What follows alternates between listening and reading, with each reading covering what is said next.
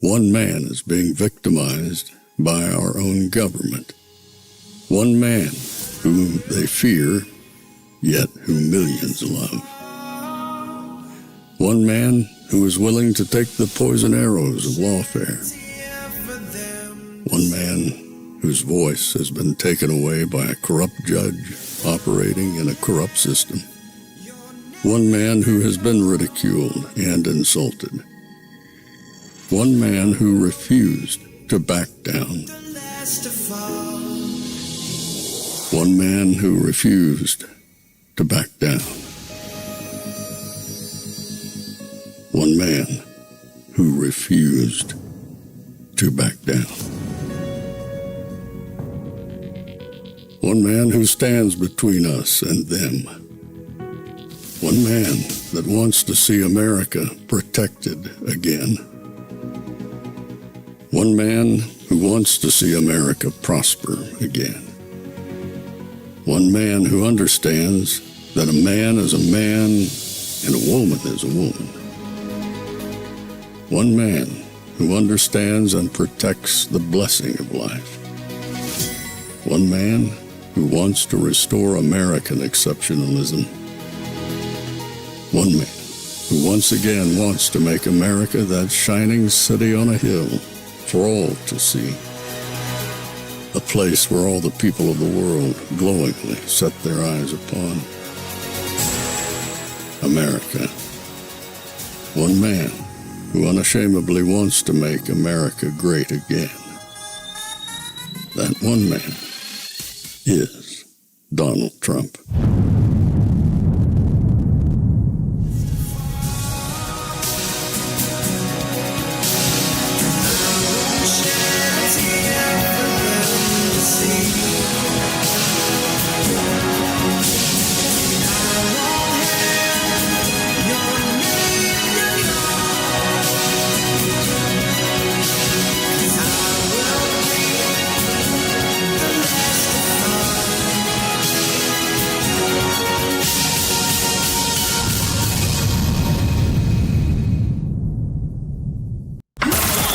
This is Fanfare with Barry Cunningham. Good afternoon. Thank you for being here. I'm sorry we're a little late. I'm here with Jim Barnacle, who's the special agent in charge of FBI Charlotte, which covers all of North Carolina. He and I just got off the phone with the family of Iryna Zarutska, spoke with her mother, spoke with her uncle, had a very touching call with them. Our hearts go out to Iryna's family. They are suffering like any of us would be. It was a very touching call. Our hearts go out to them. She is a refugee. She literally came to the United States from a bomb shelter in Ukraine to escape the war, and she was going about her day. She was coming home from work on a light rail train, like all of us do all the time, and she was brutally murdered. As a native of Charlotte, I'm so sad to say that our city has gotten to this place. I was born here. I grew up here. I remember when the light rail was built. I remember the development it spurred. I remember the excitement. And to think now that you can't even feel comfortable riding that train hits me deep. The light rail brought this city access to jobs, access to education. People could take the train to college. It really put Charlotte on the map. And this incident has really, really injured that. Now, DeCarlos Brown Jr., who we allege stabbed Iryna Zarutska, is in state custody on first-degree murder charges. But I'm here today to announce that we're going to supplement those state charges with federal charges. These federal charges will go alongside the murder case in state court, and we hope that they will ensure justice for Iryna, for her family, and for the whole Charlotte community. The charge we are bringing is in Title 18, which is the criminal code. It's Section 1992A7, which is the law that Congress passed really for this situation. It is an act of violence on a mass transportation system. It is a law that is there because acts like this affect the American way. It affects our daily life. It is random acts on a train that are the thoroughbred and how we get through our cities to work, to our places of education, to our families. It is our way of American life. Crime makes people stop taking that light rail. They give up those opportunities, and we are here to be sure that we can save our city and bring those opportunities back. The maximum penalty for this federal crime is life in prison without parole or the death penalty. Of course, each individual case receives its own sentencing hearing by a federal judge that will decide the sentence based on the individual factors in this case. Of course, at this point, we're only making allegations. We do have a charge. We filed a criminal complaint. It has been signed by a federal judge. The charges have been brought, but they are just charges. Getting there has been a process. I want to thank the FBI, which has an incredible... I'm going to come back to him. I just want to let you guys know Rumble and my studio stuff was still not kind of wonky, so I had to jump in early, which is great because I've got some stuff to show you. President Trump, since we last talked a few hours ago, he was supposed to come out at 4:30 to make his proclamation announcement. He still has not come out. So we are going to cover his proclamation that he makes, assuming it still happens. We'll have that live. We won't have to do a tape. What you're listening to right now is the U.S. Attorney up in the Charlotte area who is letting everybody know that right now they are going to seek charges against him federally. And want to let you guys see this because this was something Pam Bondi posted earlier. Letting everybody know what was indeed going to be coming. She wrote, Iryna Zarutska was a young woman living the American dream. Her horrific murder is a direct result of failed soft-on-crime policies that put criminals before innocent people. I have directed my attorneys to federally prosecute the Carlos Brown Jr., a repeat violent offender with a history of violent crime, for murder. We will seek the maximum penalty for this unforgivable crime, and he will never, ever again see the light of day as a free man. I'm actually going to say, don't let him see anything. I know we have to go through our legal system and do things the right way, but this is one of these things where you like, the justice that this guy should face should be swift and final, just like what he did. I don't want to hear mental deficiency. 14 times you've been released. SV just sent me this. 3 strikes law for judges has just been proposed by Mike Benz in the wake of Iryna Zarutska's killing. If a judge releases a criminal with 3 violent convictions, that the judge then becomes civilly liable to families of that criminal's next victim for violent crimes committed within 5 years. That would mean the judge who released him would be personally sued by the family. It's a good start. Obviously, I had to quickly change that because I can't show it. I'm good with that. I am obviously good with that. I think we need to go a step further to stop these crazy. I don't even think this person was a judge. I don't even think this person went to law school. And he let this guy out. I mean, she let this guy out again, and he's been out 14 times. Enough is enough. It's just going to keep happening. And the liberals are not going to do anything about it because they want this to happen. So I'm keeping an eye on President Trump to see if he comes out, but I've got a whole bunch of stuff to go over with you. Let's continue with this press conference. Team that has investigated this case. They've ensured we had a basis for federal charges. I want to thank the Charlotte-Mecklenburg Police Department that started this investigation, apprehended the defendant immediately after the incident happened at the light rail station. And I want to thank the District Attorney's Office and Spencer Merriweather, who brought first-degree murder charges right away when this happened. I think everyone knows the facts of this case, but I will briefly recitate what is in our criminal complaint. And that is that at 9:55 on August 22nd, Charlotte-Mecklenburg Police Department responded to a call that there had been a stabbing on a light rail train. They located the victim, who had been suffered stab wounds in her neck, on her hand. They found a pocket knife on the scene, and they apprehended the defendant at the rail stop. Now, much more recently, the surveillance video was obtained from the train, and that's really what gave us the basis for federal charges here. And the surveillance video shows Iryna Zarutska getting on the train by herself in her work uniform, sitting down by herself in a row that just happened to be in front of DeCarlos Brown Jr. Approximately 4 minutes later, Mr. Brown pulled out a pocket knife. You see him on video open that pocket knife, and he stabbed her 3 times in the neck. He then walked off the train with blood dripping from the knife. This is obviously a horrible Horrible situation. But this is why federal statutes exist. They exist to take care of situations like this because no one should sit in fear when they sit on the light rail. If you sit in fear on the light rail, you sit in fear when you walk around the streets of our center city like I do every day. You sit in fear when you go to our parks like I do with my daughter every weekend. You sit in fear at our sporting events, our entertainment venues, at concerts, at restaurants, at our museums. These are all the things that we have worked as a city so hard to build. We built this city. Companies have come here in droves. More than 150 people move here every day. We built a city that people want to live in, but we can lose that all if we allow violent crime like this to go on in our streets. And I'm here to tell you, the federal government is going to save our city from that. To Iryna's family, we will pursue justice. We will use the full weight of the law. I appreciate you all being here. I appreciate your attention to this case. I know this has gotten national attention. I know that there is a lot of thoughts about this case. There's policy decisions being made because of this case. But as someone who just talked to the family of the victim, I hope you'll remember her. Because this is hard for them. It's their case, and we will bring justice here. I'll now turn it over to Special Agent in Charge Barnacle.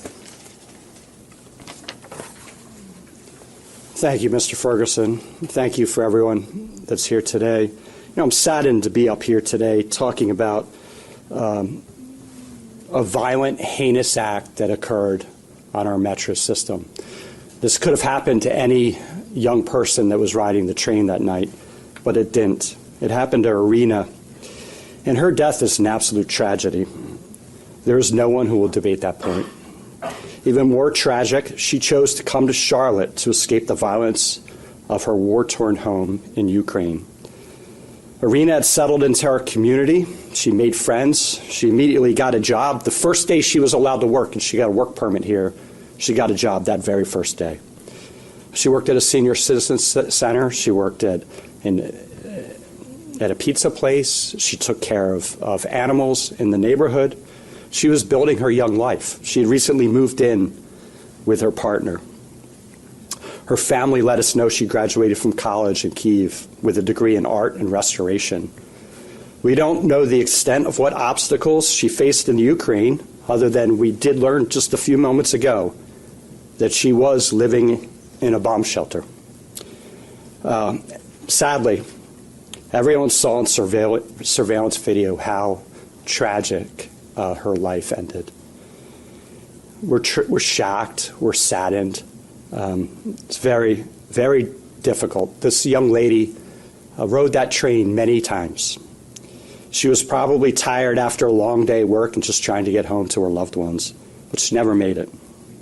In an instant, her life was over, and her mother, her father, her siblings, her brother and sister, and her other family and friends, their lives will never be the same. As you heard from U.S. Attorney Ferguson, we spoke with Iryna's mother, Anna, and her uncle just a few minutes ago, and we told them of the federal charges brought against Carlos Brown Jr. We hope this additional charge will help bring them a measure of justice and accountability for this horrific act. I want to thank our partners, Chief Jennings and the CMPD. We work every day with this police department. We co-locate agents and officers and detectives from the police department on our violent crimes and safe streets task forces. This is not a policing problem. CMPD is out there every day protecting our streets. You may not know how close we are to the police departments, but throughout this state, our partnerships with local police departments and state departments are critical to the work that we do. The task force partnership is a force multiplier. CMPD and other local partners work closely with the U.S. Attorney's Office, this office, to assess whether local and state cases are appropriate to charge federally. We are pleased to supplement the Charlotte and Mecklenburg Police Department's work on this investigation and the appropriate federal charges that were brought forth today. The FBI will work tirelessly to hold violent offenders accountable. Kash Patel, the director of the FBI, has empowered every field office to shift resources to violent crime to help keep our city's streets safe. We will continue to work with U.S. Attorney Ferguson, the Department of Justice under direction of Attorney General Pam Bondi, and the FBI Director Patel to pursue justice for Iryna and her family and for the people of Charlotte. In closing, Mr. Ferguson mentions this. The system has failed us in this case. There is no doubt. Everyone deserves to go about their daily lives, to get to work, to get to school, just across town without the fear of being attacked. We should live in a country and in a city where accountability, if you're convicted for a violent crime, is always paramount. Well, thank you, and I think we'll take questions. Yeah, I want to add one thing. Before we take questions, I want to add one thing that I hope the family won't mind me sharing. But after Iryna's death, the embassy in Ukraine called and said, we'll help you bring her home. And her family said no. They said she loved America. We're going to bury her here. So I think we can give her an America to be proud of. As Mr. Barnacle said, something here is broken, and we're here to fix it. We're happy to take your questions. All right, before he starts the questions, Gortok, you are exactly right. This must be labeled a hate crime. There's no doubt about it at this point. This must be labeled a hate crime. This guy needs to find himself on the other end of Old Sparky. And it shouldn't take 20 years for it to happen. I don't think anybody thinks, I mean, it's cut and dry.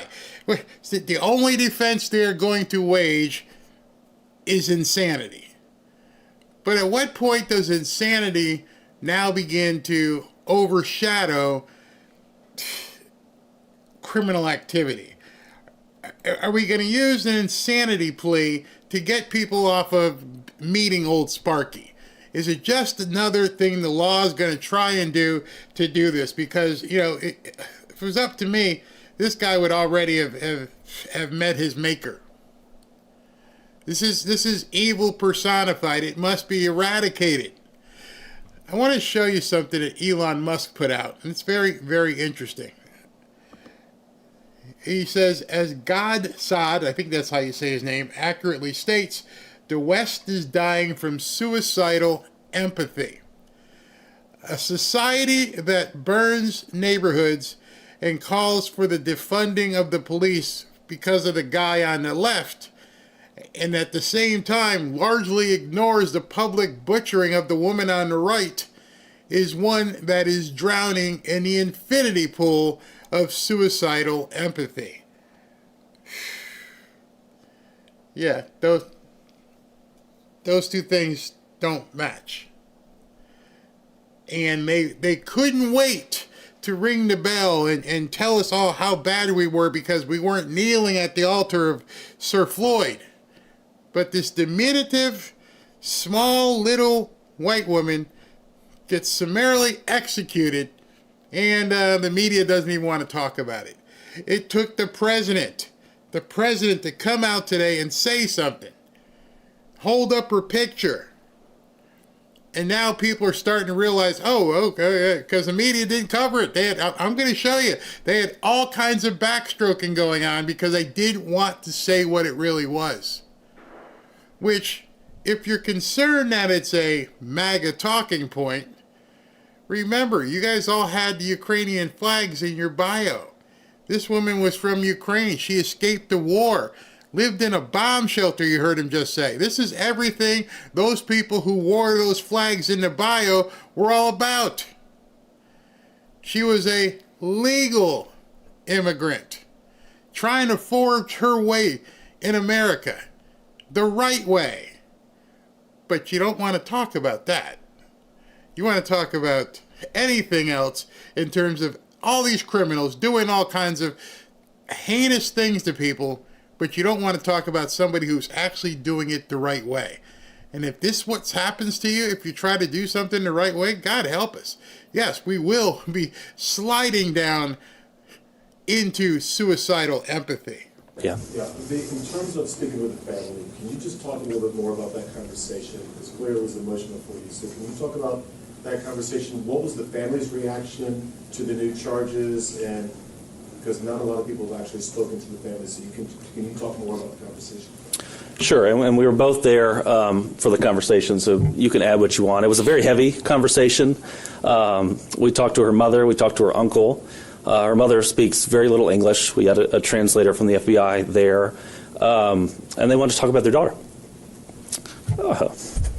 That's what we talked about. Yes, ma'am. Casey Jones from WCCB. Special Agent Barnacle, you mentioned that this was not a policing failure.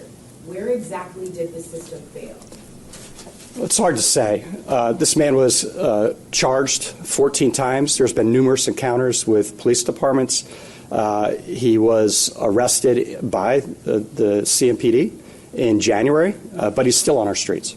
So we'll have to figure this out, right? This is not a problem the FBI or the U.S. Attorney's Office can solve. We can work cases. We can react to crime. We can be proactive and try to prevent crime. Look, I think, President Trump's spoken about this case in the last few days, and he has daughters. I have daughters. So it really hits close to home, right? And why do we have people, whether there's mental health issues or violent crime issues, why are they on the streets? Why are our buses, our trains, our transportation systems almost homeless shelters or mental health shelters? We need to fix that. We need to clean that up. We can only do so much. This is going to take a lot more work from society, from the people in power and the politicians. It's not something I can solve. But we can work cases, and we can bring people to justice. Hunter. Hi there. Thank you for doing this. First off, charges came very quickly after on the state side.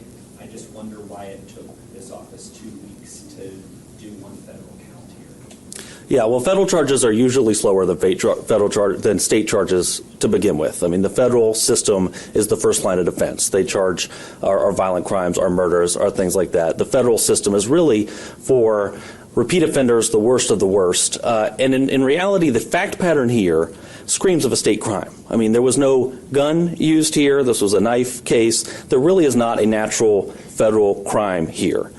The federal crime we have is because it happened on a light rail system and because Congress has decided that that is essential to society. So we took the time to find that statute, do some research on that statute, make sure that we had the allegations and the facts to support that statute. And like most of our cases, we make sure our cases are pretty airtight before we bring them. All right, so he said this, and obviously this is what they put together. They may not have seen the most recent video where the audio was enhanced, where he says, "I got that woman," and he calls her by her color. "I got that girl," which would then, I think, launch it into the realm of a hate crime, which is then, of course, federal. Somebody asked in the comments, has President Trump come out? Nope, not yet. He was supposed to come out at 4:30.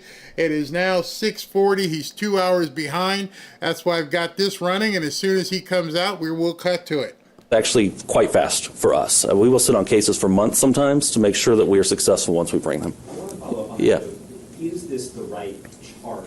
Because it's my understanding under this statute, I'm not an attorney, but that he would have had to have been trying to take over the train or threaten other people, like personnel on the train. There is a federal charge for entering with intention to commit a homicide. That's a different statute. I just wonder how strong is this charge?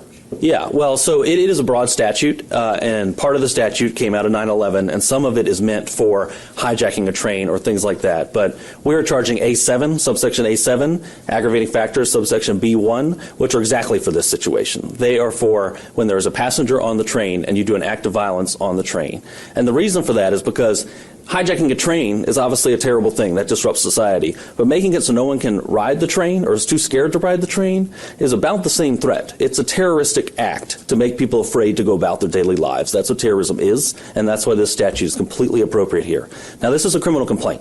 We will indict later. We continue to look at facts. The FBI continues to investigate this case, and we may have more charges later. But for now, we have this charge, and we think it's an appropriate one. Yeah. Yes, sir. Brian Orr with the show, so thank you for doing this. Have either of you been in discussion with the White House since this footage was released? And if you have, could you share anything about what was discussed? I have not spoken with the White House. No, nor have I. Okay, then an alternative question if I could. my editor wanted me to check. There's some conversation, people who believe that they hear Carlos Brown say after the stabbing in that footage, I got that white girl. It's unclear to me if he says that. Are y'all able to confirm if he did say that or what he said? We are still investigating. Obviously, we have the videotape. We have some other evidence as well. Our investigators who are sitting here in the front row are looking at other angles. As Mr. Ferguson said, there is potential for other federal charges. So we'll just let the investigation play out. I can't comment directly on the facts. Eric. Yes, sir. I'm curious, you both mentioned the fragility of losing faith in the transit system. There have been a lot of people around this asking whether the transit system has structural flaws. Earlier you said it's a breakdown in the system. So how does the transit system itself fit into the broader picture of this case? Yeah, I mean, it's clear something's broken here, and it's probably more than one thing. I think certainly the state justice system has some issues, but I think you're right, the train does too. And we've seen recently people go on the train and report what's going on the train. It's become a mobile homeless shelter. It's an air-conditioned place. There's no one checking tickets. No one's using tickets. And quite frankly, the revenue from the tickets that could be collected could pay for more security on the train. So I do think there's more we could be doing on our train and more we should be doing, but that's not our job. Our job is to prosecute this case. Yes, ma'am. Said that this wasn't really a natural fit initially for federal charges. At what point did you get involved to start looking at that for federal charges, and what made you do that then? Well, I mean, you were first. So Iryna was murdered on the 22nd at about 10 p.m. I learned of the case on the 23rd in the morning. Our team was already in contact with detectives at the Charlotte Mecklenburg. Now you might be going, what? Because when I heard that, I didn't know either. The 22nd of August. It is now September 9th, and it just bubbled up. Somehow this was kept under wraps, and people didn't know about it. We're talking almost 3 weeks ago. I heard him say that, and I went, wait a second. Is that true? Was that August 22nd? You telling me, since most of us only heard about this in the last 48 hours, you're telling me the media has known about this for 3 weeks. 9 days? Yeah, 3 weeks. And nobody has said anything. It wasn't until, I guess, someone on Twitter or X saw it. Let that sink in. The local media, everything about it, then it bubbles up to the national media, and until it got caught fire on X, nobody really knew this even happened. So I want you to think right now, in your hometown, wherever you are, there are things going on that they are trying to suppress and make sure that it never makes it to the national media, that it never makes it to the national stage, that people on X don't start spreading it. August 22nd is what, 31 days in August. So we're talking 9 days in August, and 9 days now, it's 18. That's nearly 3 weeks. 3 weeks, and the video is just coming out. What the hell is going on in Charlotte? Is the Charlotte media have no power to get a story out? Let that sink in. Police Department. From that day forward, we were in conversations with the U.S. Attorney's Office. So we've been talking about this from the get-go. But we pushed a little bit harder when we saw the videotape, right? And that I didn't see that evidence early on, and horrified like everyone else when I saw it, and as was Mr. Ferguson. Everyone was able to get together and come to a charging decision. And for us, it was a little bit, the act itself doesn't scream federal crime. But when we started to see the effects of that act, and we saw the public saying, we're not riding the light rail anymore, we're afraid to go to the park, that's when my mind and my office started saying, there's maybe something more than a single murder here. This might be a federal charge. And we started digging and found this charge. Yes, ma'am. Courtney Davis with Spectrum News. This isn't the first incident that's happened on Charlotte Transit. There have been violent offenses on buses as well in the last couple of years.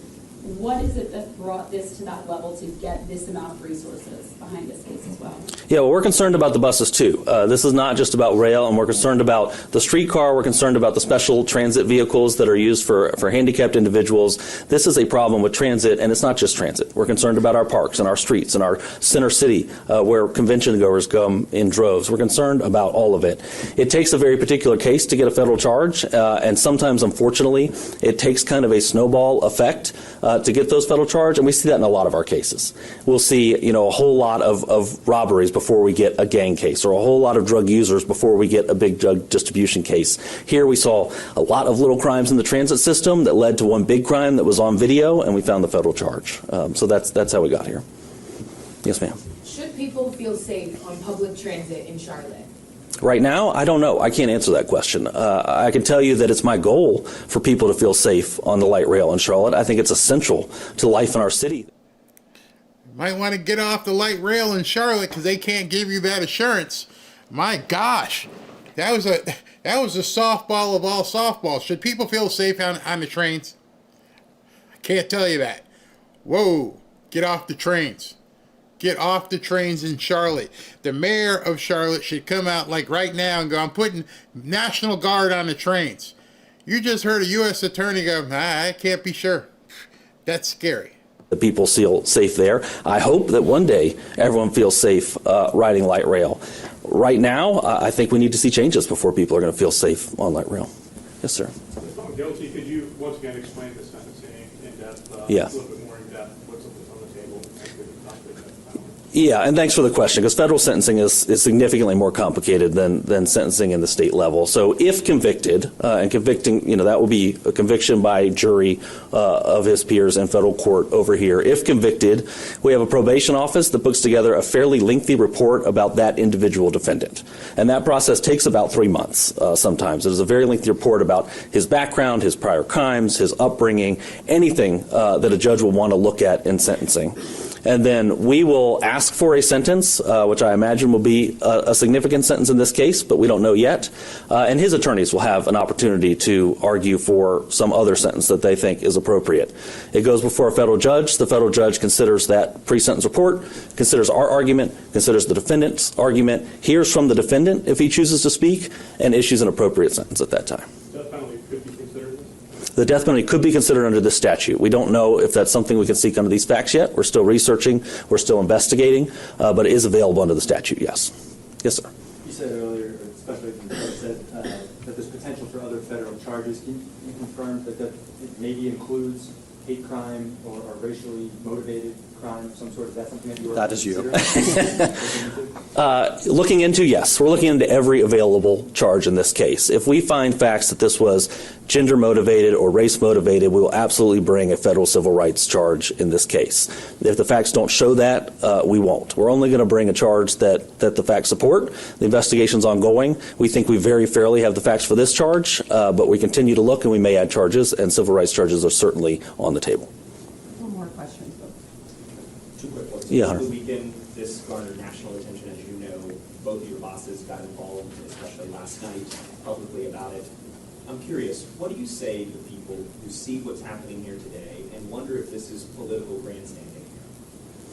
Yeah, I don't see how you would see this case as political grandstanding. And if you do, I think you should have the conversation that we just had with Iryna's family, because there's nothing political about that.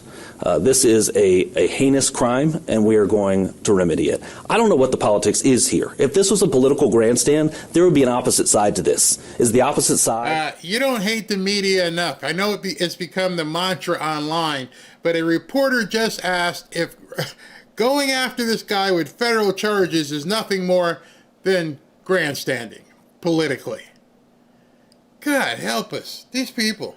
Let's allow murders on our light rail. As the opposite side, let's let people out of state prison so they can commit other crimes. There's no other side to this. There's no politics to this. This is a pure and simple federal case. And Russ, can you speak to the... I want to say something. Sure. Sorry, go Go ahead. ahead. Yeah, I don't think anyone can debate that this woman was violently murdered on a train. Director Patel has changed the priorities of the FBI to address violent crime, the scourge to our cities and our country by cartels, by transnational criminal organizations and by local street gangs.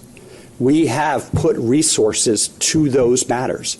We anticipate more and more cases to be charged across North Carolina into a violent crime space. We're committed to working this. This is a priority from Washington, and I'm not afraid to say that. And Director Patel will get up there, and he'll. I wish he could be here today. I'm sure he does too, to share the priorities of the FBI. Our job is to conduct investigations. Our job is to put people in handcuffs and turn them over to prosecutors to prosecute, and that's what we're going to do. That's what I have 200 agents in this state working full-time to keep our streets safe. Russ, I just wanted to ask, Yeah. you've seen in state court how long some of these cases involving mental health disorder with forensic evaluations can take. How does that play in federal court, and do you find that being a hurdle in this case? So, and I cannot say that will be an issue in this case or not. We don't know if there will be some sort of mental competency issue here or not.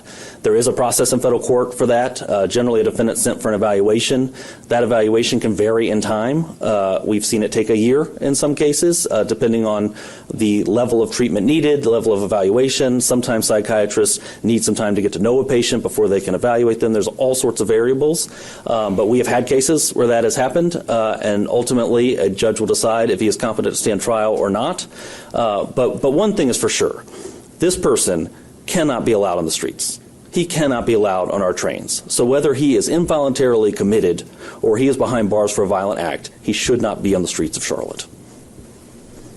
Would that track happen concurrently in any way?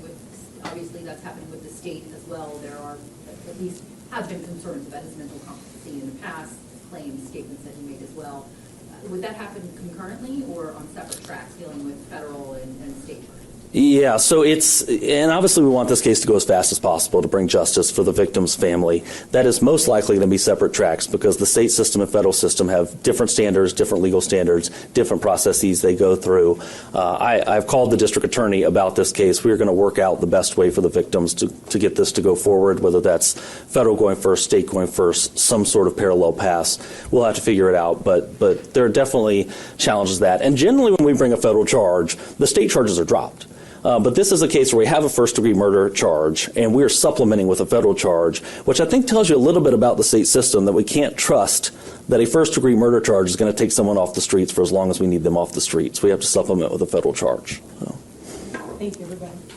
Thank you. I really appreciate you covering this. Thank you. Thank you. So that last comment that he made was kind of stunning, that with the video that they have of what this guy did to this woman, they're not sure that the state is going to be able to put this guy away. And so they're adding the federal charges to make sure they have the opportunity to put him away federally if and when the state screws up, which more than likely they probably will. Hey, he's just not doing well upstairs. He's crazy. So we're going to let him out again. No, he's going to go down. Unbelievable. Really unbelievable. So, got some news for you. President Trump, as of right now, they have not canceled the appearance. Everybody is waiting to see if he does come out, whether it's on tape delay or whether he will be doing it live. Waiting to see what exactly he says, but we now know what it's all about. He has indeed signed the proclamation. I thought they may have been doing some press conferences with it. Everybody's on standby. I have not gotten a cancellation, but I don't want to be a spoiler alert, but I'm going to tell you what he actually did, because this is quite important. And again, flooding the zone, making sure these people realize he's coming for them. And he's coming for them in a big way, especially with what this thing is. Reagan Reese earlier said she had hearing that this thing was going to be about health. Well, it certainly is, but it's a bombshell. All right, without further ado, let me bring it to you what exactly has been signed. A memorandum for the Secretary of Health and Human Services, that would be RFK Jr., the Commissioner of Food and Drugs. And it says here, in 1962, Congress vested the Food and Drug Administration with the authority to regulate prescription drug advertising. You see where this is going? These advertisements can mislead the public about the risks and benefits, encourage medications over lifestyle changes, inappropriately intervene in the physician-patient relationship, and advantage expensive drugs over cheaper generics. The FDA has historically stipulated that a manufacturer, packer, or distributor must provide the public with material complete information that fairly balances both the benefits and the risks of the drug. Over time, however, the FDA's requirements have permitted drug companies to include less information, particularly, here we go, in broadcast advertising, and drug manufacturer advertising has skyrocketed in recent decades. My administration will ensure that the current regulatory framework for drug advertising results in fair, balanced, and complete information for American consumers. And here's where it comes. Boom, drum roll. The Secretary of Health and Human Services shall therefore take the appropriate action to ensure transparency and accuracy in direct-to-consumer prescription drug advertising, including by increasing the amount of information regarding any risks associated with the use of such prescription drug. Will be required to be provided in drug advertisements.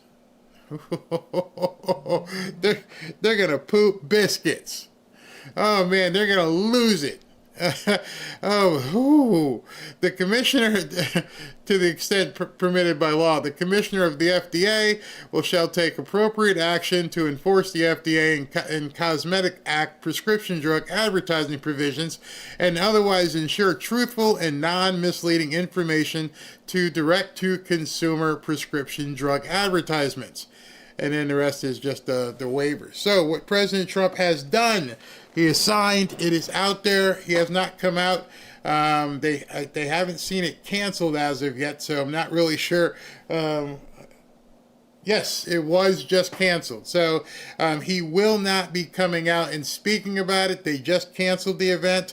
But here's what he signed. He said that at this point, they can still do advertising on television, but I can't even imagine how they're going to do it and tell everybody all the risks. So what we're probably going to see is something to the extent of like you hear with car ads when it's like they talk really fast. But we do have RFK Jr. has just come out with a statement. Let me go ahead and download this real quick. I guess this is what was taking so long. It looks like RFK Jr. is right outside the White House. So he was probably meeting with President Trump in terms of how they were going to do this. Give me 1 second and I can download this and have it for you in about 60 seconds. Let's listen in. Here we go. This is going to be monstrous. People are going to freak as this thing comes out. 1 second. This is RFK Jr. speaking right now. Actually, he just got, 6:43, about 15 minutes ago. So let's listen into what RFK Jr. said. Jr., Mr. Secretary, thanks for the time. Thank you for having me. The President just signed an executive order making some news here when it comes to pharmaceutical ads. The President just signed an executive order that's an historic change in the way that pharmaceutical advertising is done on television. And the order basically reinstates or gives us now the opportunity to reinstate the 1997 rules. Prior to 1997, pharmaceutical advertisers were required to put all the side effects on their ads. Many of them didn't advertise because it lengthened because of what it did to the length of the advertising. And the removal of that requirement in 1997, FDA changed the rule to allow them to report the side effects on a website or on a telephone. And they only had to report a few of them on television. And that triggered a proliferation of these ads. There's only 2 countries in the world that allowed direct-to-consumer advertising by pharmaceutical companies on television. We're one of those countries. New Zealand is the other. It's had a disastrous impact on human health, on people's relationships with their doctors. and really on the entire gestalt where Americans are led to believe that there's a pill for every ill, and that you don't have to exercise, you don't have to pay attention to your diet. Whatever goes wrong with you, you can fix with a drug. So how much does this change the dynamic for pharmaceutical companies that have been advertising on all kinds of channels and even online? They're going to have to do a lot more specifically. They're going to have to report all their side effects. In some cases, that might create an advertisement that's 4 minutes long. Back prior to 1997, advertising in magazines had page after page after side effects reported. And so we don't know exactly what it will do, but we know it's going to be better for the health of Americans. It's significant. Oh my goodness.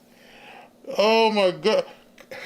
Can you imagine? Okay, broadcast networks, you're buying usually a 60-second spot, maybe a 90-second spot. If you're doing an infomercial, that's different. But now you're going to have to cite every possible risk. Hey, buy this pill, get this pill done, it's going to work for you. And by the way, it could cause glaucoma and AIDS, and it can make your ears fall off, your hair fall out, and you could die. And if you doesn't die, maybe your kids will die. Can you imagine? There's no way. There's no way. This was genius. This is going to be a way for them to go after the advertising without saying you can't advertise. Remember yesterday when I interviewed Brandon Carr and I said, are you going to come for the pharma ads? He goes, stay tuned. Well, we tuned. We got the stay tuned part just now.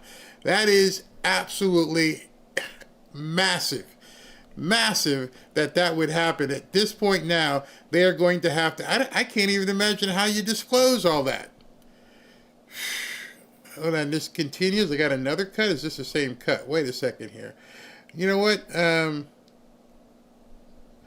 Everyone's making that 1 2-minute clip, so that's basically it at this point. But this is massive. Absolutely, I got to hear what you guys have to say about this, because this is something that is absolutely nuts.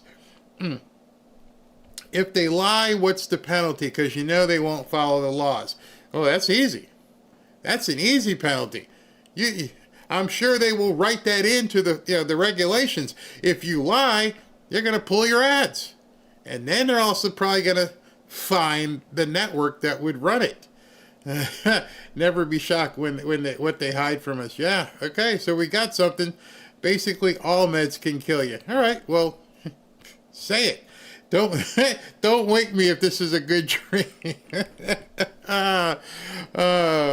When I read the side effects, I will not take it. See, most people, once they do hear that, once they hear all the side effects, people don't know. They're seeing some celebrity taking some pill or something. Oh, I want to look like so-and-so. And things are happening.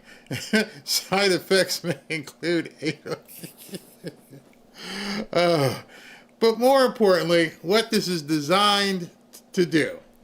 What this is designed to do is beyond just regulating them. You guys got to think much bigger picture here, all right? Think out the box.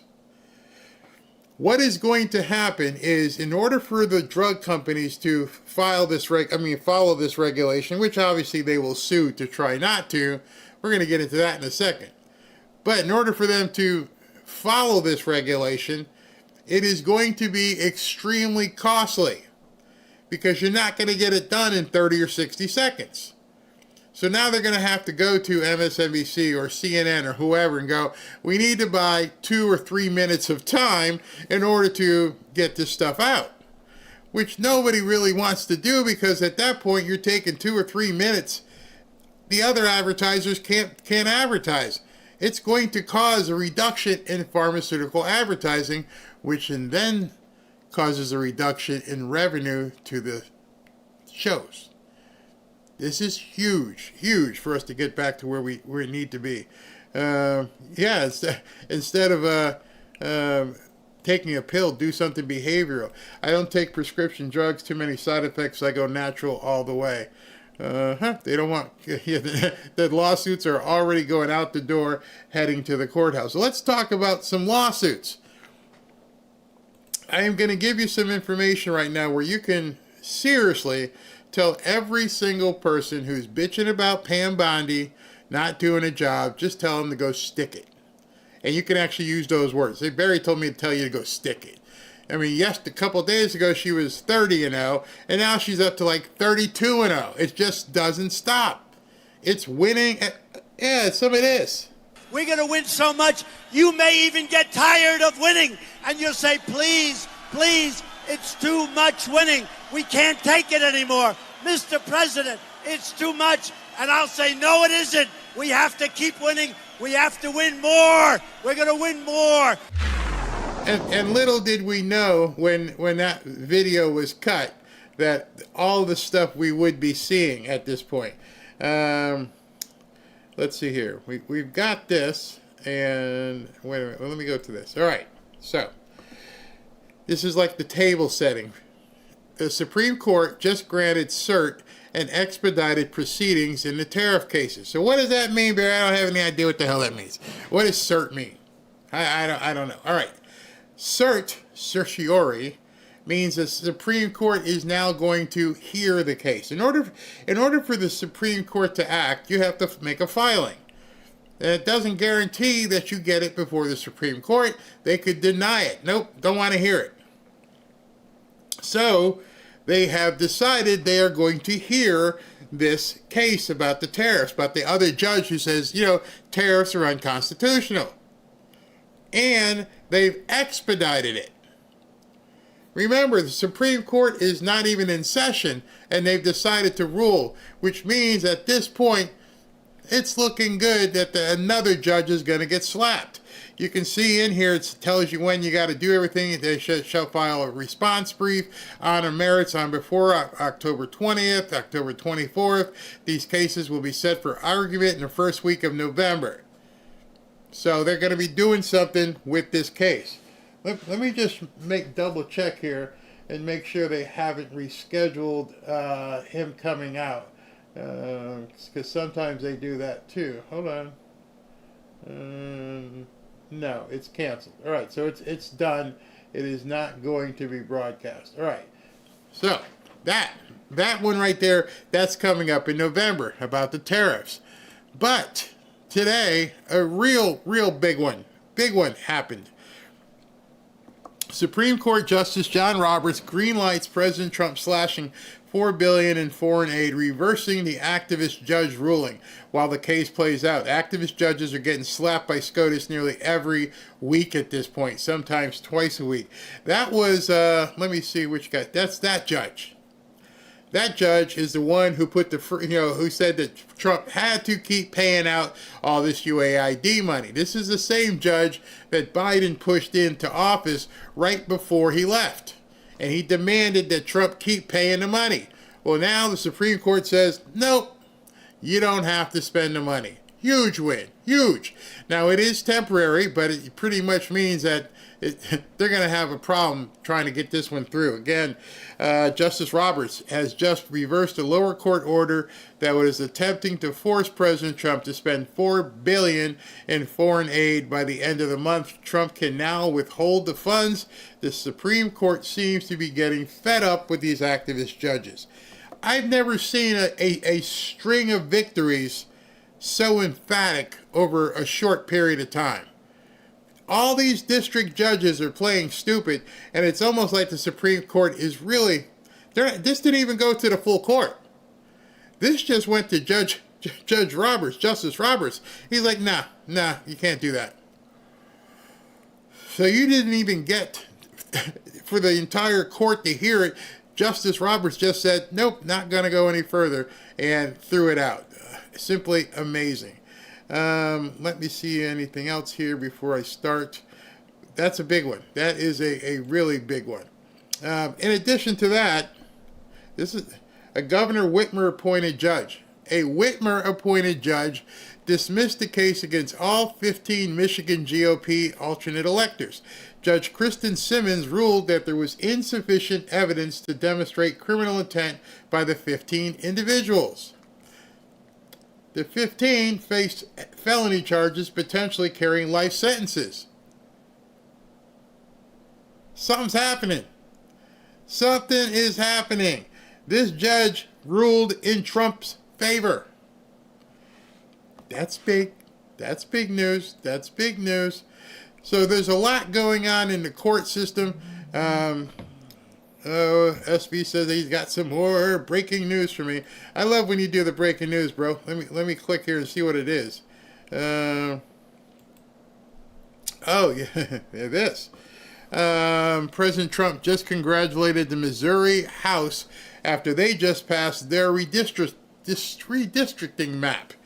It's time for the state Senate to get it done. Congratulations to Missouri's incredible Republican state legislature who overwhelmingly voted to pass their new, much fairer and improved congressional map. It was my great honor to win Missouri 6 times. So basically, they've eliminated all Democrat seats except one. Democrats have picked a fight they can't win. There's too many red seats, and now they start fighting back. They're going to just see their numbers just evaporate. It's awesome. It's absolutely incredible. They just didn't expect people to start fighting back. That's one of the things. This is weird. And here's another one. This is breaking. President Trump has just unexpectedly been put in the White House press pool in a motorcade. POTUS is on the move. Destination unknown. Where the hell is he going at 7:15 in the evening? I don't think it's security related because they would have said both of them, he and Melania would have both been there. If she's there, she may be in Florida. But it says pool is being loaded into motorcade for destination unknown. Don't know. We'll keep an eye on that and see what's up. But he's on the roll after he canceled this on-camera event, and he seems to be now on the road. So we shall see in regards to that. I want to go back to the killing of Iryna. Mike Johnson put this out. The mainstream press reached a new low. The only way they could bring themselves to cover the tragic loss of an innocent life is by criticizing Republicans for highlighting the Democrat failures that led to this crime. For years, Democrats have put criminals above the safety of the American people, and this is the heartbreaking result. And these are actual headlines from the New York Times. A gruesome murder in North Carolina ignites a firestorm on the right.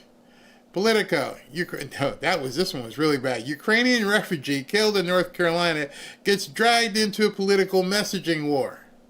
And Axios, as you've seen before, the stabbing video fuels MAGA's crime message. So we have a crime message. Then it's a crime message about your crime. I'm just going to say, if that's how you want to play it, right? That's what we should say. Boy, these people, they're just evil, ill sons of bitches. Excuse my language, but that's just absolutely nuts. So it's been a good day once again for the Trump administration. I'm sure there'll be a lawsuit being filed imminently because these people have nothing to do but file lawsuits. And none of them seem to be working. They're not taking hold whatsoever, which I'm good with that. We're winning. Keep winning. Keep winning. Hey, let me talk to you guys for a second about, let's see what we got here. Home Title Lock is today's sponsor of today's show, tonight's show. If you're a homeowner, you need to really listen up to this. In today's AI and cyber world, scammers are stealing home titles and your equity is the target. Here's how it works. Criminals forge your signature on a one-page document, literally a one-page document. They pay a small fee with the recorder's office, and just like that, your home title has been transferred out of your name. Trust me, it really does happen. Then, because they now own the property, they can take out loans using your equity or even sell your property, and you won't even know it's happened until you get a collection or foreclosure notice, because they're not going to pay the bill. They're just going to pocket the money. They're going to have a title company who's working with them. They're going to have all kinds of people forging these documents. So I got to ask you, when's the last time you checked on your home title? If your answer is never, you need to do something about it right now. That's why I've partnered with Home Title Lock so you can find out today if you're already a victim. Use my promo code Barry at HomeTitleLock.com and you'll get a free title history report and a free trial of their $1 million triple lock protection. That's 24/7 monitoring of your title. You get urgent alerts to any changes, and if fraud does happen, they'll spend up to $1 million to fix it. So protect yourself. Don't be a victim. Protect your equity today. Go to HomeTitleLock.com and use the promo code Barry. That's HomeTitleLock.com, promo code Barry. Now, I want you to know, because a lot of people say, oh, this might be a scam. I can do it myself. Well, go for it. If you know how to do it, then of course you can do it for yourself. You can cut your own lawn. You can take care of your own pool. You can even cut your own hair. I wouldn't advise it. So Home Title Lock can really help you out. Thank you guys for listening. All right, so SV just blowing up my phone, so must have something else he wants me to look at before I go forward. What do we got now? I wonder if not really. He sent me some more links. Let me see what else he has now sent me. Let's see if I can use these. It hasn't refreshed. I don't know if Elon is trolling, but this is interesting. Why is it that white is always in lowercase, but black is always in uppercase, New York Times? The New York Times is deliberately precise and comprehensive in its anti-white racism. Interesting. I never noticed it until he's pointing it out in an actual article. Every time you say the word white, it's lowercase. Black is capitalized. Lower, capital. Interesting. Lower. That's some subliminal crap there to try and just diminish. Yeah, all the news that's fit to print, huh? Yeah, that's not the case anymore with the New York Times. Man, it's absolutely horrible. All right, so let's continue as I have more to. Oh, okay. I started on this in a second show, but now I'm going to finish it up with what the media is saying. You're not going to believe some of this stuff. Want to be there, and it's about forcing you to be there. When you are mentally ill, you have a hard time knowing that you are mentally ill. But also, I mean, maybe she's speaking from her own personal knowledge.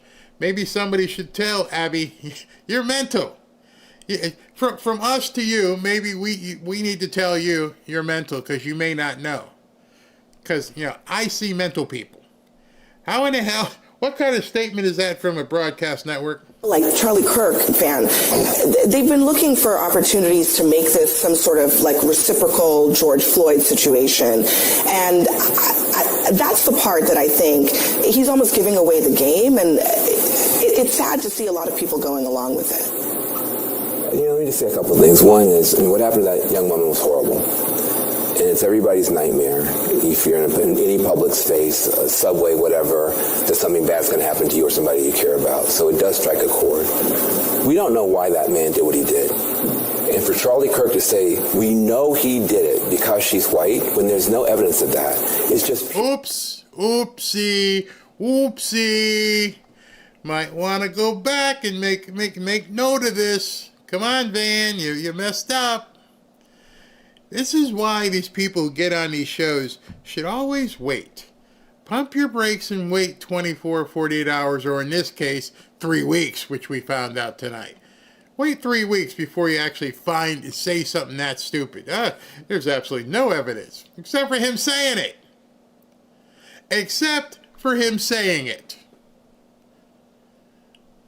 The audio has been enhanced, and you can clearly hear him say his intent.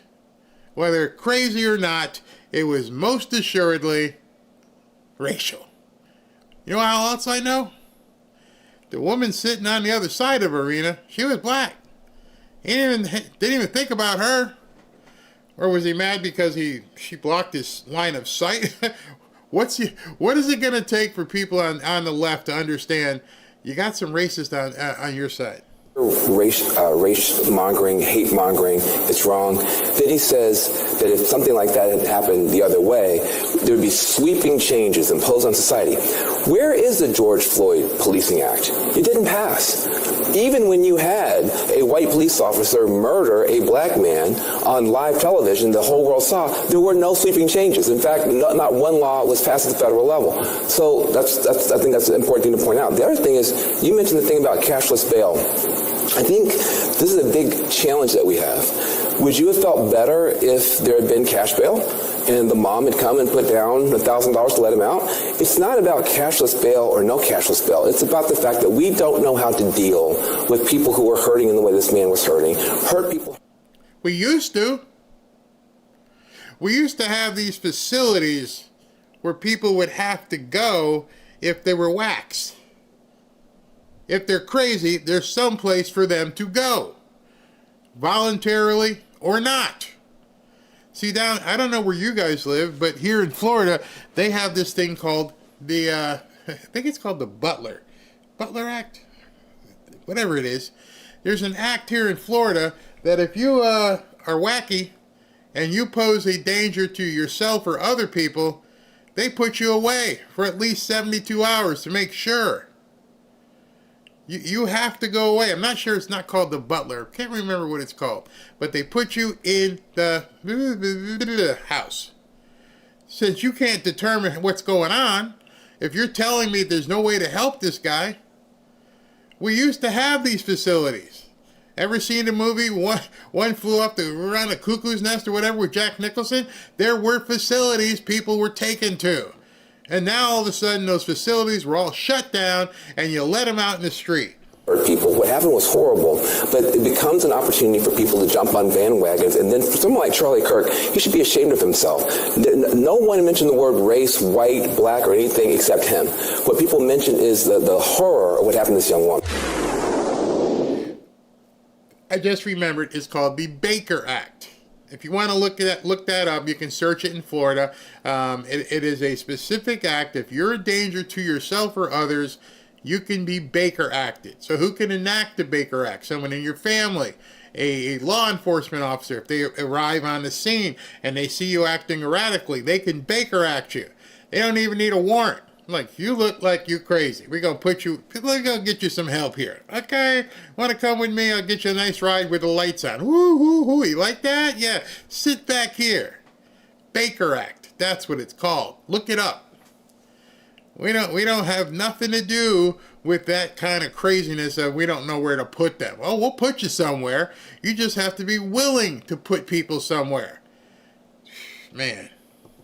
Really, over the weekend, Elon Musk, Charlie Kirk, other Trump-aligned figures succeeded in making this senseless death a symbol of big city crime. We heard President Trump asked about it yesterday when he was heading home from New York City. He didn't seem to know much about it. He said he would get briefed, and then today, Trump did know all about it. That's exactly what has happened here. This story has trickled up from local news to social media and now to the president's attention, and it's being used, as you said, Brianna, as a political symbol, with MAGA media calling for more forceful punishments and more incarceration. Now, I put this post up yesterday, and I listened to him. And now, 24 hours later, I've listened to him again. And I'm realizing, number one, I don't know how he got his job back because he's already been fired, but now he's back again, and he's doing the same stuff. They're just out there lying, calling this a MAGA problem. And I would have a question to him. Is it of no interest to you and your family? I mean, you're making it sound like people on the right and MAGA are making a big issue of it. Is it of no consequence to people on the left that a woman, a very diminutive woman, was just completely attacked by somebody and it's of no consequence? Tell me how that works. Tell me how you got to the point where it's a MAGA message instead of a national message. And I really listened to it yesterday, and I really listened to it again today, and I'm like, why would you say that? Why would you deflect to the point of trying to say this woman's murder is not a national news story? I can't answer that. I have to say, some of the replies to Musk, some of the comments around this story are baldly racist, stoking fear of African Americans because this man attacked a white woman. The open racism on sites. Now, here's another problem. You consider yourself a journalist. At this point, you know many of you here in the chat have seen, there are some crazy ass people who leave comments. There are crazy ass people who leave comments even if they like you. You're going to take the story's up here. The story is this woman was killed on a train. And you're making the story about down here. About these people in the chat, in the comments, putting out some racial stuff that you have no idea who they are, and many of them could indeed be lefties trying to drum up the racial stuff. You've completely inverted the story. You're trying to make the story about the comments. The story's not about the comments. The story is about the facts. I don't know who's making these comments down here. I don't know who they are. I don't know where they're from. I don't know if they're black or white, Republican, Democrat. You're making stuff that you can't substantiate the story, where the stuff up here that you can actually see a video of, that's not the story. That is textbook MK Ultra gaslighting propaganda. You're trying to make something else the story. Just imagine, Brian Stelter, that there's no comments. You're missing the complete top line. The top line of this is a young woman was killed, a defenseless young woman was killed, and you're trying to make it about something else. X today, it's eye-popping, but there are also legitimate questions about this so-called career criminal, someone who had been a repeat offender. And those questions, I hope they're not lost amid all of the cesspool kind of comments on social media. You know what's funny? If you found Brian Stelter, if you find his X profile, I want you to do something. I want you to go leave a comment on Brian Stelter's X profile. And it'll be interesting because he'll never reply to you. Almost everybody ignores the comments on X. Everybody who gets a lot of comments, I'll go through the first 20, 30, or 40 because I want to engage with people. People like him, they never engage. So if you never engage because you're concerned of the quality of the commentary, then why the hell are you making the commentary the story? Because he won't engage with you. Lying sack of crap. Think about policing differently as we try to... No. I don't want to think of policing differently. I don't want to think of safety differently. Lock up bad guys. Period. Why are we trying to... as a black man, it angers me. It bothers me that we're trying to help these people feel accommodated. So now they're bad people. They're crazy what they do in the hood, but let's rethink it. You guys have one definition. You live in nice, gated communities. Over here, we're going to have a different definition.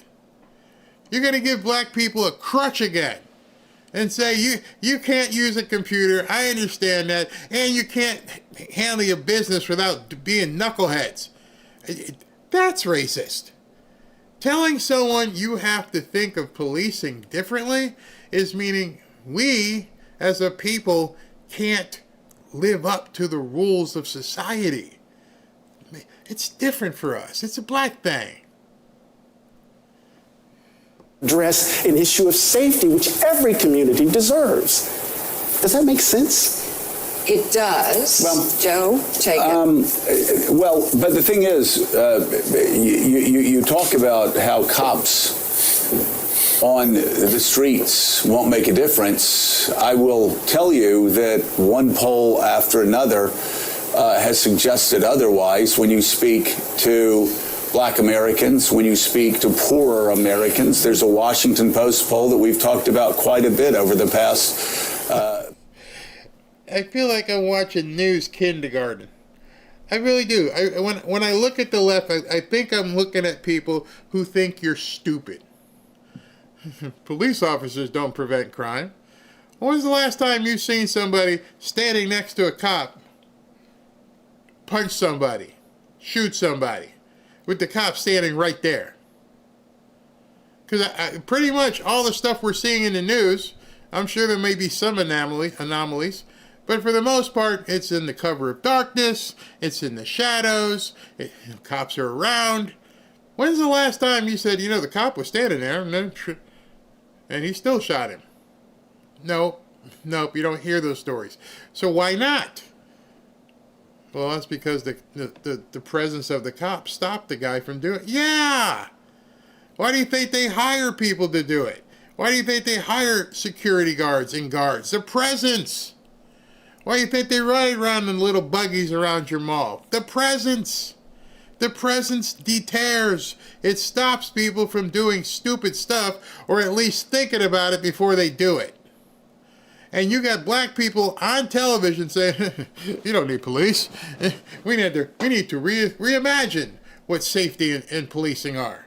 Past several weeks since we talked about additional troops in Washington, D.C., and that is 91% of D.C. residents said that crime was a serious problem. The people that said crime was a very serious problem overwhelmingly were black residents. Those who said it was not a serious crime predominantly were white, rich residents. And the This is the same show who I showed you earlier. They wanted data. They wanted data from Tom Homan. He's spitting data. Hey, man, black people say they don't want to live this way. What are you talking about? And other guys, he's surprised that Morning Joe is taking him on. Graphic who said that crime was the biggest problem were black women. I go back to 2020 when there were a lot of hipsters talking about defunding the police, a lot of political activists talking about defunding the police. You can find New York Times articles in real time about communities predominantly with people of color in some of the poorest and most dangerous parts of New York City. And their city councilmen and city councilwomen were saying, defund the police. What are you talking about? We need more police on the streets. We need more safety officers in our school. We need more police officers making sure our children and our mothers can walk to school and walk to work without being stopped by gang members. So I guess that's my question back to you. When you're speaking generally about this, are you speaking as an academic? Are you speaking as somebody who reflects these communities who say, we live in a dangerous city? I know rich white people in Georgetown may feel more comfortable, or in Northwest Washington may feel more comfortable, but in Southeast, we don't feel more comfortable. We want more cops. No, Joe, I'm not just speaking as an academic. I'm speaking as a black man. I'm glad you're not speaking as an academic, because you sound stupid as hell. So now he's going to try and school Joe on the fact that, I'm not an academic. I'm a black man. I talk bullshit.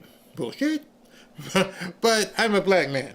Has been reared in the United States with a deep-seated suspicion about whether or not police actually are engaged in protecting our communities, right? Having had to talk, right, from a young man, Right. I am so sick of people saying I had to have the talk. The only talk I got from my parents was, make sure you wrap it up and make sure your butt's home by the time, whatever the curfew was, if it's midnight or 11 p.m. My father never said to me, this is way back before all this stuff, my father never said, oh, by the way, so if you get pulled over from a cop, here's what you need to do. Put your hands up high and make sure. He never had to, why he never had to tell me that? Because just like you, I was taught right from wrong way back. I knew, unfortunately, as much as I hated it, you respect certain people. A man with a badge, you respect him. Yes, sir? No, sir. Well, I know he disrespect me. No. If I had went home or a cop would have called the house and said, we got your little son here locked up because he smarted off to a cop, I would face a worse judge than one in a court. I'd have been like, can you leave me in here for a few days? Because if I got to go home and talk to, I'm in trouble. I'll eat the bologna sandwich. I got it. But if you're making me go home to mom, I'm in deep stuff. Maybe you guys can come home for some child abuse, because she gonna whoop the hell out of me. You see, we were taught right from wrong. Yes, ma'am. Yes, sir. No, sir. And I was reminded of it quite often. Hey, you want some cookies? Nah. Excuse me? No, Mom. Okay. Go take a bath. I don't want to take... Excuse me? Yes, ma'am. There was no talking back. It was... In fact, I told you this story before. I would go to some of my white friends, and they would... I'm like, did you just talk back to your mother? Is nothing flying around the room here? Because if I said that to my mom, I'd either have to duck or something. So this talk they keep saying on television. Okay, I've had to have the talk, and that talk would then, tell me what's going on. That's BS. Complete BS. All right, so I do have some breaking news. SV, thank you. So this is where President Trump went. Instead of talking to us, President Trump decided he and J.D. Vance were going to take a trip to a restaurant. And they stopped as they were going in. And this looks like a serious heavy hitter restaurant. Let me go ahead and bring this video in. It's a short video. It's only like 30 seconds. But President Trump is outside of a restaurant. Proving people. Here we go. News alert: President Trump addressing reporters heading to dinner in D.C. with some members of his cabinet. Let's check in. People are walking. Thank you. Thank you. The restaurants now are booming. People are going out to dinner where they didn't go out for years. And it's a safe city. And I just want to thank the National Guard. We loved working with the mayor and the chief. And we all work together, and the outcome is really spectacular. We have a Capitol that's very, very safe right now. All right, so I am going to try and pull that down. Let me go ahead, because that obviously he talked for more than 36 seconds. So let me go ahead and let me go ahead and play this song here while I'm pulling down. See if I can't pull that down. Give me a second here.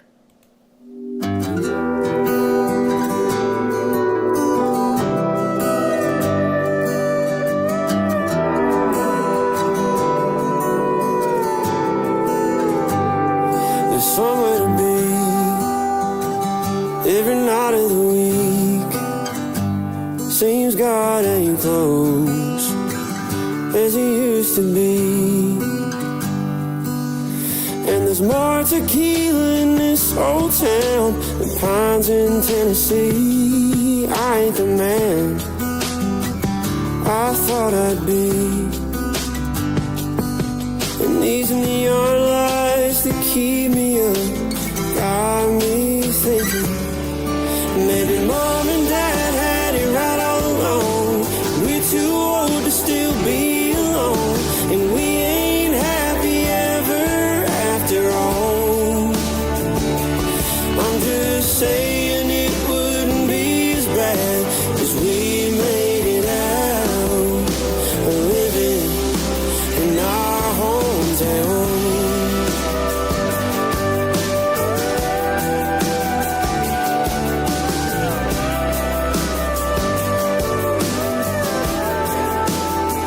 I miss the days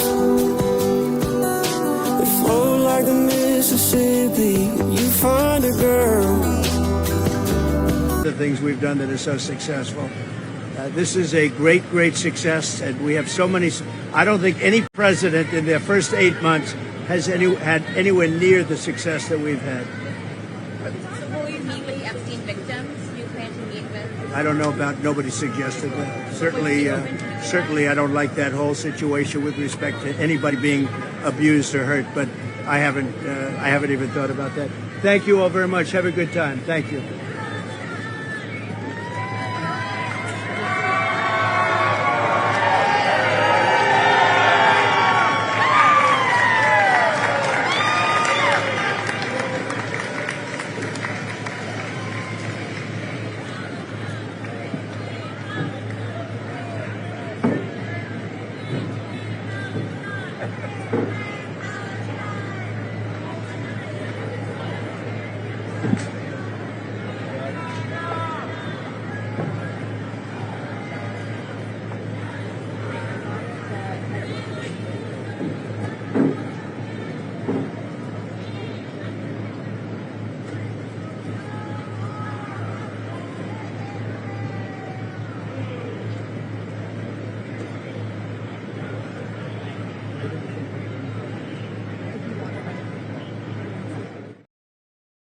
So he went to dinner in Washington. It looks like one of the restaurants we have here in South Florida.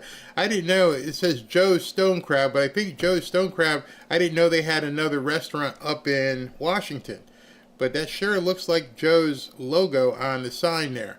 But thankfully, you know, I get these feeds, and if it pops up, I see something like that, I can usually pull it. Let me see, Ashley. What the heck is Trump doing? Ashley says, I don't know. They're still showing the restaurant, even though he's long gone. Hold here to see what he wants. Thank you. Yeah. Okay. Anna's got it. Yeah.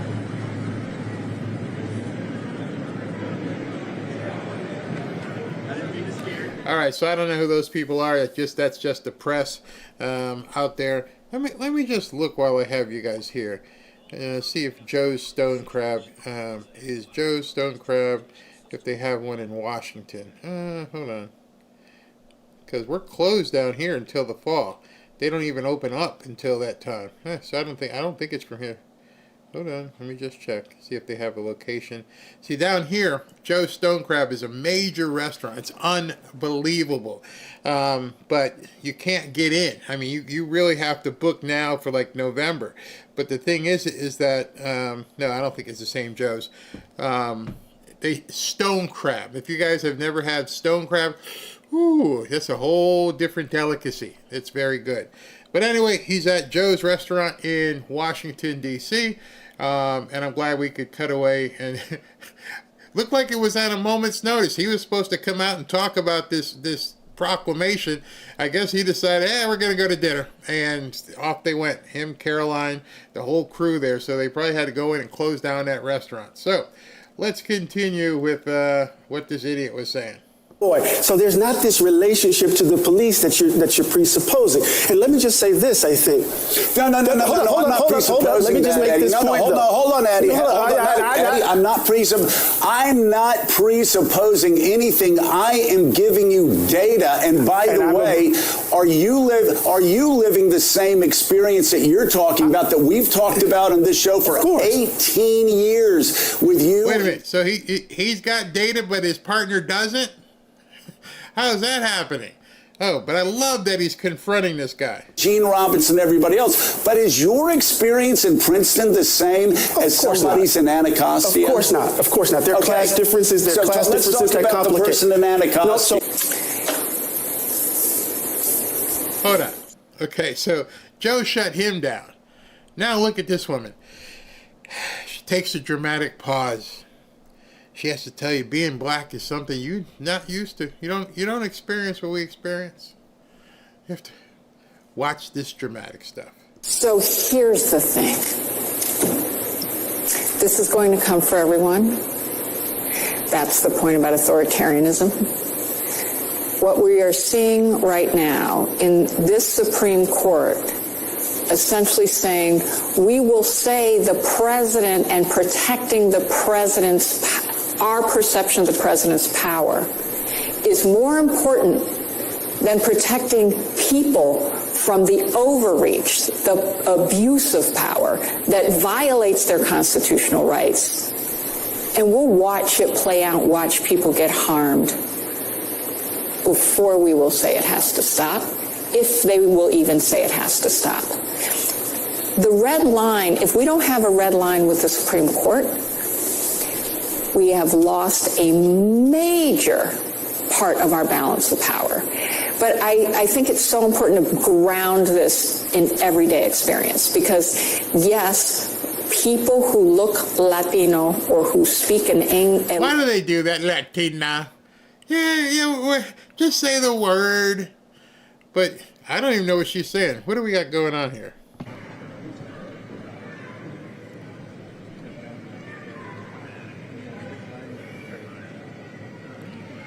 I don't know if he's coming back out already. By the way, this is the same owner of the restaurant down here in Miami Beach. Joe's Steak and Stone Crab is the one that's how they call it in D.C. Joe's Stone Crab is the one, the original down here. One of the top 4 restaurants in the entire country, Joe's Stone Crab. So I'll keep an eye on this, and if he decides to come back out, we'll go ahead and cut to it. So not really sure why they're positioned where they are, but they're still taking video in case he comes out. But in any event, this woman is trying to rationalize that we're somehow different. It's not the same living our kind of life. Language like Spanish as a first language are being racially profiled. We have many people in this country who are here lawfully, who have violated no laws, and have certainly contributed nothing but good things to this country, who are being harassed, pulled over. But what we've seen in D.C. and what we've seen in other cities, we've seen it in New York, it isn't only Latinos. It's anybody. Black people. My friend's son in Washington, D.C. went to find his passport so he could simply go to work. And he was right to go find his passport as a young black man because he knew they were going to come for him. Alex, can I have things that didn't happen for 500, please? Get out of here. Get out of here. They're just making stuff up now. This isn't 1960. Although you want 1968 back, this isn't it. Nobody does that. I can't even imagine why they're trying to portray that black people are going through such hard times with the police. We have seen blockades in city streets for no reason, deciding who to pull over, and it is people who are Asian or Pacific Islander or Native American or black. It is racially profiling, but it is coming for everyone. And the point here about the military is going to become much more crucial. So I wonder if these people see like a drunk driving stop. Do they all freak out? Oh my God, there's flashing lights and they're pulling people over and checking IDs to see if you're drunk. Not because you're black. Excuse me, can you get out the car? Yeah, I see you're black. Driving while black is now a crime. That's bull crap. It's complete bull crap. Because as we've seen in other countries that have faced this kind of authoritarianism, it is when the military says we won't do it anymore. And we may come to that reckoning very soon in this country where our own military says we won't do it anymore. The other thing that we have to remember, I would love to have that come up as a line in Vegas, where people are betting that the military is going to go against Trump, because I'm pushing all in against that. That ain't ever going to happen. By the way, he just went to dinner with Pete Hegseth, Department of War. We have veterans who have been calling this out for a while and saying that the military has to take more action, even before this administration came into power.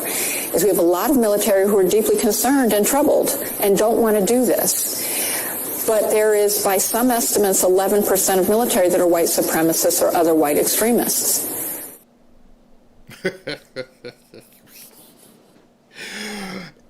By some estimates. Ma'am, yeah. Whose estimates would that be? Who are you listening to that says, okay, we've done a study and we have figured out that 11% of the military are white supremacists? you got a copy of that? Can we get a copy, please? I'd love to see the source on 11% of the military being white supremacists. Who would have wrote that? Who would have put that study together? And then, how would you have compiled the information? So, Sergeant Carter, yes.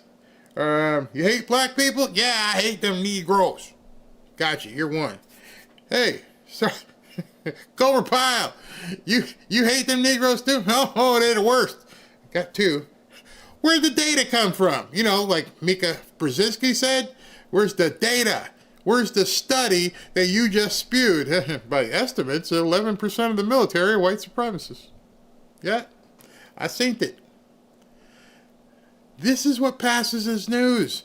And what passes because nobody challenges it. The first question out of my mouth would have been, you got a copy of that study? I'd love to see the source on that. But it's obvious, and this is what, Brendan Carr and FCC have got to do. They've got to come down on these people. Call me. I got all kinds of tapes where these people are talking trash. Here's one for you. On MSNBC, 11% of military are white supremacists. I don't know how the hell you'd figure that out. You guys tell me in the chat. How? How do you figure that out? How do you determine it? Even if there are, did they raise their hand? I hate me some Negroes, man. In the military. And so unless we have leaders come out and say no, we will have a bigger problem. I want to stay with Maya's first point. So Trump posted on social media this weekend, I love the smell of deportations. So if you haven't seen this one, I had to re-include it because some people missed it. The other day, President Trump put up the meme about, I love the smell of napalm, or rather deportations in the morning. It smells like victory. And of course, as I've said many a times with talking about Led Zeppelin, do people remember laughter? How can you possibly be offended by a meme that's talking about a movie? The movie probably couldn't even get made these days. Hollywood wouldn't dare go there. They wouldn't say blank blank don't surf. If you've seen the movie, you know who I'm talking about. He's talking about the enemy, but he uses a pejorative. They don't surf. Because the bombs are going off. He's like, we're going to take this beach and we're going to ride this wave. Well, sir, what about the enemy? Don't worry about him. Blank blank doesn't surf. They couldn't make that movie these days. People would freak out if he said what he said. And I don't know if it's because she's younger, if she works for CNN, but what's the purpose and why are you so up in your emotions? In the morning. Chicago's about to find out why it's called the Department of War, with this picture of him that says "Chipocalypse Now" in front of it. Border Czar Tom Homan told our Jake Tapper that Trump's words are being taken out of context. What do you think the appropriate context is for seeing this? The appropriate... All right, before he answers, what would be your appropriate context? What is the context that most normal humans who don't work for CNN would take from this? That's pretty funny. He's letting these people know, we're coming for you. It's not hear ye, where to for, how to for. Nah, I love the smell of deportations in the morning. Smells like victory. I'm pretty sure I took it as watching. Okay, he ain't messing around. That's why I took it. You sit here and wait. We're coming. We're going to strafe the beach. We're going to do everything we can to get y'all out of here. But it's a little hard. Context is the game of Chicago's over with the sanctuary cities. We're going to get the most serious criminals arrested and deported. The Democrats are in hysterics. You've seen Apocalypse Now. I've seen Apocalypse Now. They're not going to be dropping napalm in Chicago. I think people need to take a step back. I mean, it is funny. He almost pushes the button and all the Democrats go into hysterics. Do you think this is funny, what's happening? Yes. As I said the other day, this is on a national news show. She's determining or seeking to determine what people find funny or not. I'm sure she watches Colbert. And some people find Colbert funny. I don't. I'm pretty sure most of you don't. You probably don't even watch Colbert. Does she ask Colbert? You think people think that's funny? You think that's a joke? Lighten up. Chill. It's funny. These people, there's been a certain mantra that has been said for years is the left can't meme. And the reason why the left can't meme is because there's no humor. They don't understand how to have fun anymore. I can't understand how these people even mate. They must have the worst home lives anywhere. It's like, hey man, can you chill? Can you smile? I'm going to be around you all night long looking like this. I can't stand it. Wow. I think it's, I think the meme or whatever they're called, I don't think it's not funny. I think it's making the point. We're going in there and taking care of it because, and you know what's really interesting? You've seen Gavin Newsom and some of these other Democrats up in Baltimore. Do you think what the problem in Chicago and what we're about to see is funny? Let me tell you what's funny. It's funny that it bothers you. See, it's funny that is causing so much emotional distress with you. Merely seeing that picture is causing people on the left so much distress. That's funny. I mean, I don't know how old Brianna is, but I'd ask her, you ever see Don Rickles? You ever see Rodney Dangerfield? Ever see, I don't know, Mel Brooks? Where are white women at? Ever see some of the things we laughed, we understood it wasn't real life. The reason why we could laugh at things is because we understood we're watching a movie. And maybe that's exactly what bothers them. They understand inside that President Trump is directing one hell of a movie. And we all got the popcorn and we're just watching. And it's terrifying them because they know already how this movie's going to end. You see, every single one of these people who are watching what's playing out, they already know how the ending is coming. They're seeing the Supreme Court. They're seeing that he can just roll out into a city. They're seeing that 70, 80 million of us are like, yep, that's what we voted for. You guys posted, excuse me, on X all the time. Yep, I voted for that. They see it. It terrifies them. Their entire worldview is being torn apart bit by bit. You know, I had seen something, I think it was by Emerald Robinson, and she was like, do you really think they're going after Venezuela and Maduro because of drugs? Or could there be something else in play, like voting machines? Don't know. But again, there are so many unknowns that at this point, these people have got to be really nervous. Problem in Chicago is so serious and it's deadly serious, and you have people like Brandon Johnson and J.B. Pritzker that have not been dealing with the crime problem, not been dealing with the illegal alien problem, and because it's not politically viable for them within their party. Should it get the funny treatment? You're doing it right now. You are giving it the funny treatment. We're laughing. We're all laughing at you.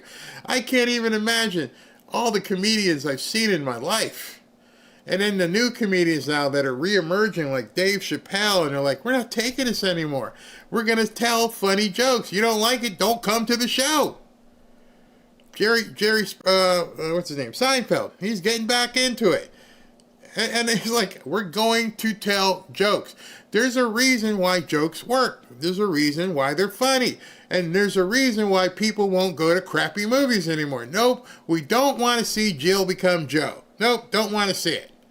We want to see real life movies. We want to see shoot 'em ups. We want to see Harry falls in love with Sally. We want to see regular people having lives.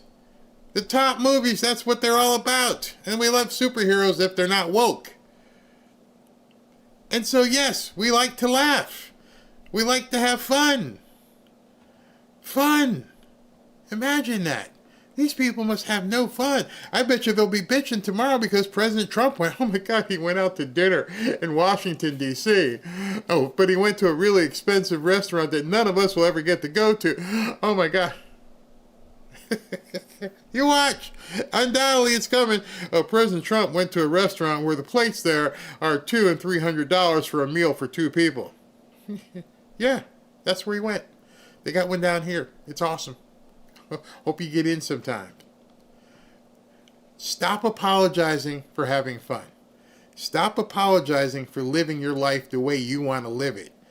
You want to get 2 seats on the 50-yard line to watch the New York Jets and pay $1,000 each to watch that game? Go do it. Stop worrying about what people think about you. Enjoy your life. If it was up to these people, there would be no enjoyment. It would be constantly Mighty Casey struck out. They don't want you enjoying yourself. That's why I love the fall. And I've told you about it. College football is more of appeal to me than pro football. I'm watching pageantry. I'm watching hundreds of thousands of people across the country having fun, not listening to these idiots. And they hate it. Absolutely hate it.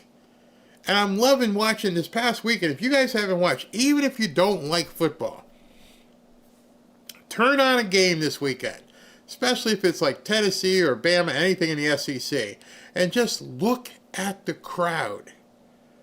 Look at the beginning of the game, because depending on how the game goes, people are going to be upset. But look at the crowd. Does that look like people are unhappy? Does that look like people are worried about the economy? See, that's another thing.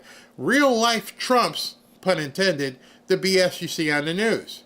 Oh, it's horrible, the economy, it sucks. And what are all these people doing paying all this money for tickets and beer and soda and hot dogs?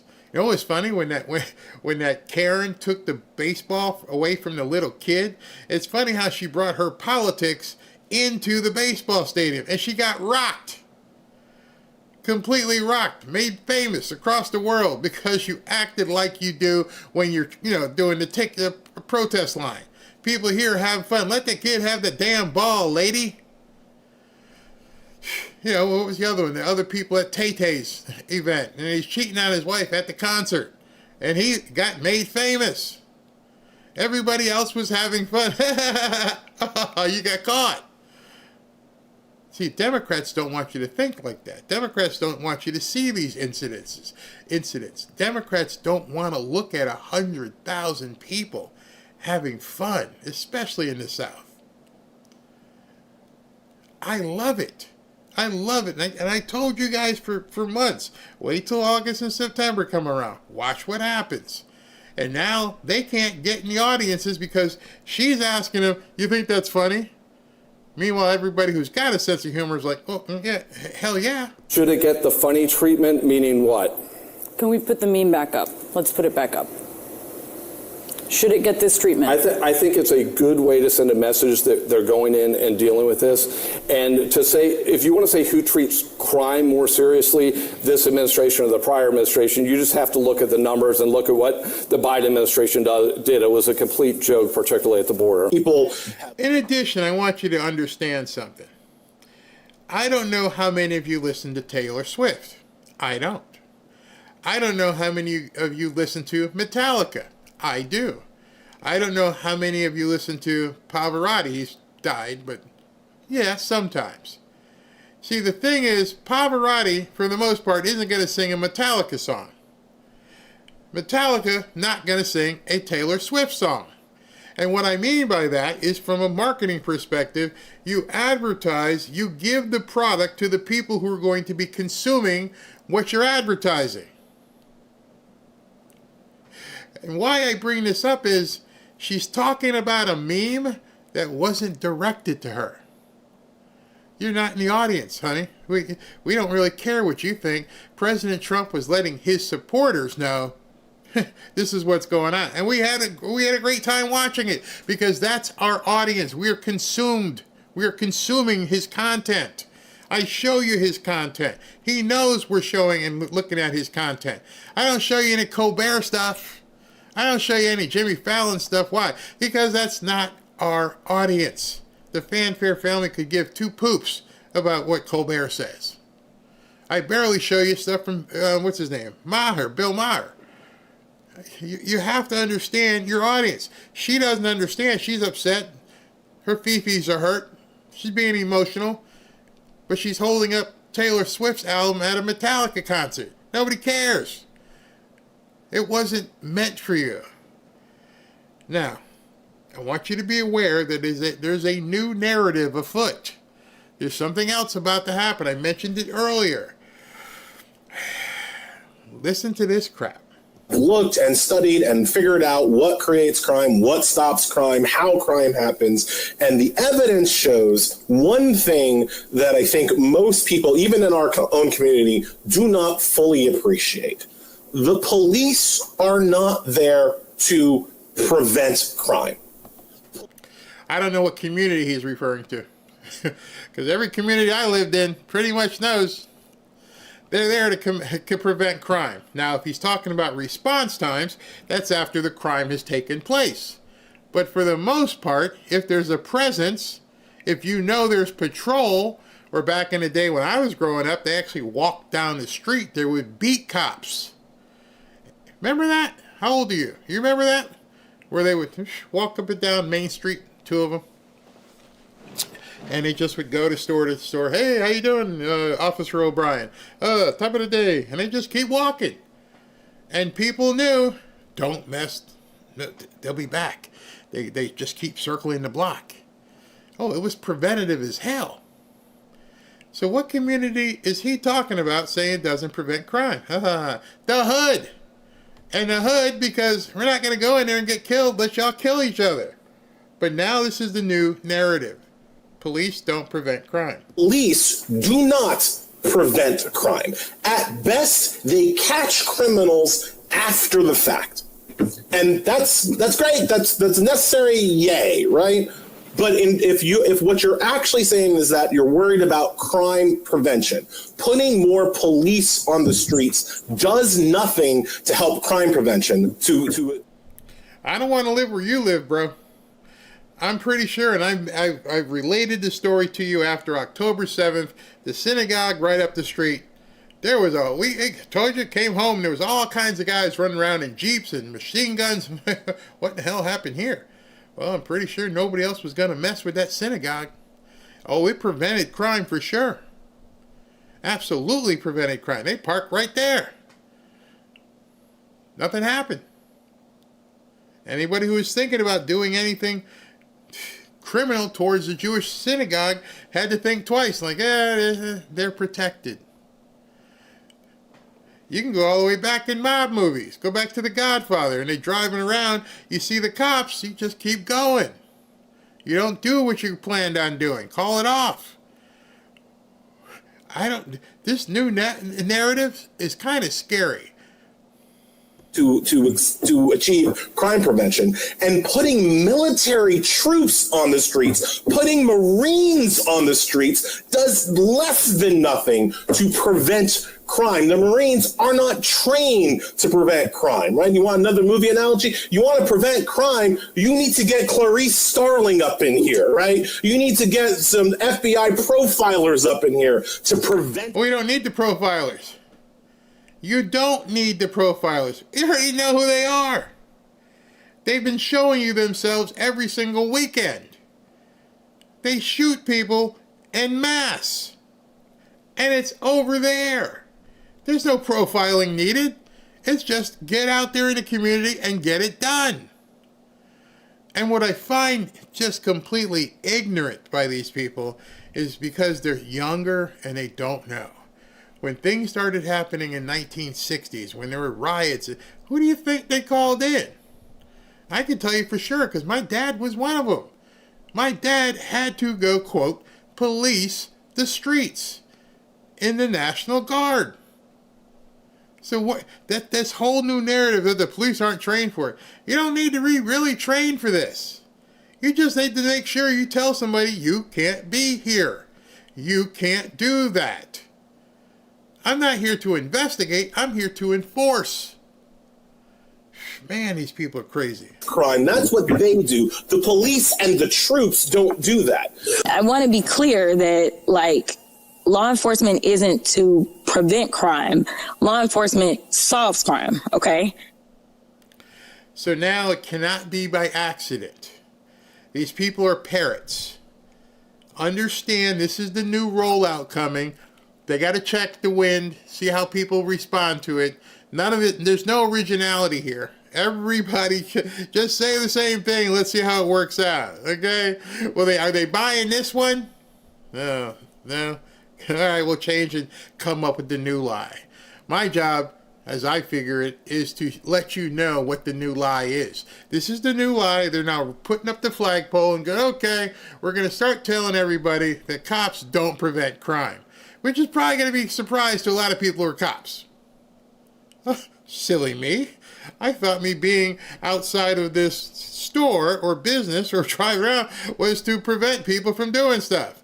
Yes, we have another section of people who investigate crimes, but you know what? I'm here driving the beat. I'm just taking around, going around. My job is to make sure everybody knows we're out here. But now we're seeing the Democrats are starting a new... I'm giving you a scouting report here. You know, like when you scout football, I'm showing you a scouting report here. Okay, yeah. So it looks like they're going to start this crap. Yep, yeah. Cops don't do anything. They don't stop crime. That is what they're supposed to do. They are supposed to solve crimes, not necessarily prevent them from happening, per se. What is the brokenness of the nuclear family? Yeah, that's got me scratching my head there. Now, on top of all that, now on Chris Cuomo's show, this one kind of takes the cake here. You ready for this? You can say what you want about certain people, but don't you ever talk about black people. You're not qualified. You white people just don't know. And so, what's her name? Liz Conklin here, she steps over the line. No, honey, you don't know nothing about this. As if it's some sort of secret. Listen to this. The brokenness of the black family, the fact that black fathers are absent, that young black men turn to drugs and gangs. How dare and by the way, well, the this family, is also I true think the for family in general you can point to. I don't know that. Oh no, you ain't gonna sit up here and talk about me and the sisters. Why'd you lose your shit? Why'd you lose your? Maybe. Perhaps you should lose your shit talking about, the 70 or 80% of kids who were born out of wedlock. Oh, no, don't talk about the black family and how the black family's been broken. Maybe you want to talk about why there's so many black men in jail and they're killing people. Oh, no, you can't talk about that. Nobody's allowed to talk about black people. Maybe you can talk about the fact that most crimes, we got this smaller population doing a majority of the crimes. Oh, no, you can't talk about that, man. Why? Why can we not talk about it? Are you ashamed? Yeah, you should be. Because I don't have any answer. When people have asked me, Barry, why is it this way? Why are these men just screwing women and leaving them here with the baby mom? Was there some sort of checklist people got in the black community? I don't know. I got no answer. How the hell do you have 80% out of wedlock? Number one, you're never supposed to talk. No, you ain't talking about that, man. You don't can't talk about 80% of babies. Why not? At some point, we got to have that discussion in order to put this ship back in the right course. At some point, we got to say, come on, brothers and sisters. I hate even saying that. Can we stop just out there acting like Energizer bunnies without any care in the world? Can we stop? Can we face the facts in front of us? The facts are there. They've been there for decades. And people like her erupt when you make those facts known in front of them. It is literally a zombie-like response. Look at her. Why are you upset? Race over the other words. This is also true for the murderer who killed the two young children, a white man. Will you listen to what I'm saying? I literally said the broken nuclear family, both black families and white. She want to talk about it. You've touched the third rail. You're not allowed to go there, which is the problem. See, the fact of accountability. You look yourself in the mirror, and you guys know my addiction. Barry, you can't have that blueberry muffin. You can't eat it. You have to be able to look yourself in the mirror and have personal accountability. And these people promote and advocate for a lack of personal accountability. And then tell you can't talk about the personal accountability or the lack thereof that you can witness. Hey man, What happened to the black family? Why is 80% of the black children born out of wedlock? Oh, hell no. Oh, no. No. It's repulsive. People are having intelligent conversations and you turn into a complete zombie. Families that murder.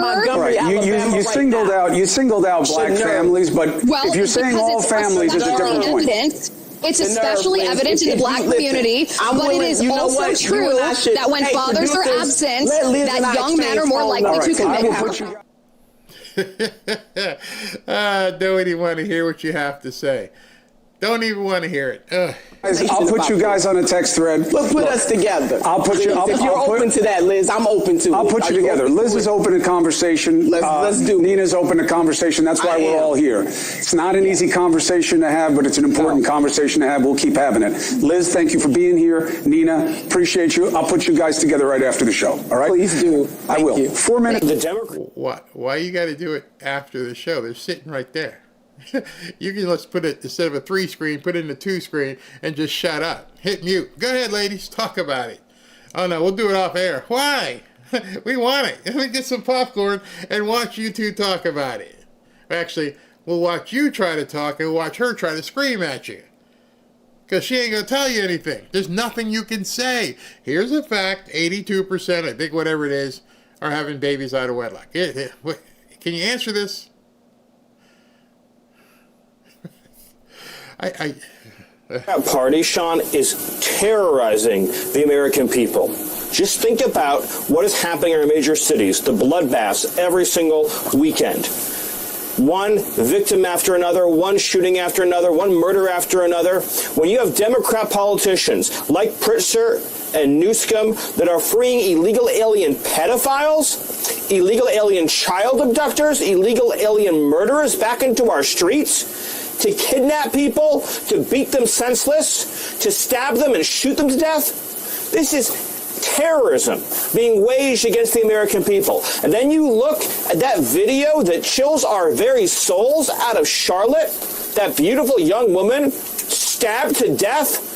I had to cut it because I'm not sure how far that video goes, and YouTube would freak out if it shows her.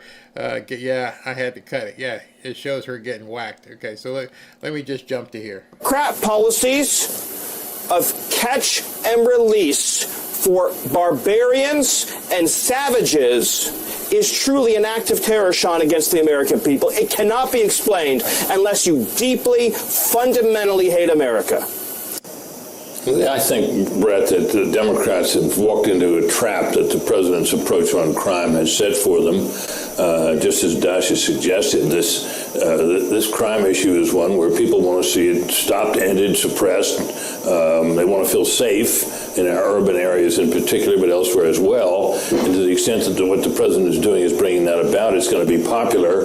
And there's some legal niceties that concern some people. But that aside, I think it's pretty clear this approach on the president's part is a political winner. Bingo. We're going to win so much, you may even get tired of winning. And you'll say, please, please, it's too much winning. We can't take it anymore. Mr. President, it's too much. And I'll say, no, it isn't. We have to keep winning. We have to win more. We're going to win more. Que a la real canta así.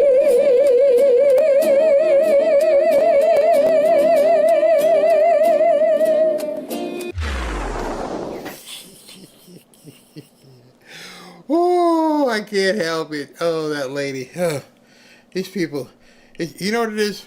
After going through a long day, doing 2.5, 3 hour shows, and I sit back here, and I just, the amount of insanity that I have to sift through. And I go through all this stuff, and I'm like, oh, they're not going to believe it. No, nobody's going to believe this. Oh, and I sift through some, oh, there's more here. And it just keeps coming. I always sometimes wonder, I'm like, what am I going to be able to talk about tomorrow? What am I going to see? Oh, and I'm sifting, and I'm like, okay, there's more crazy. It's insane. These people are epically nuts. Crazy nuts. Whew. Wow. And I just try to bring you some sanity and laughter, some amusement at what these people are like.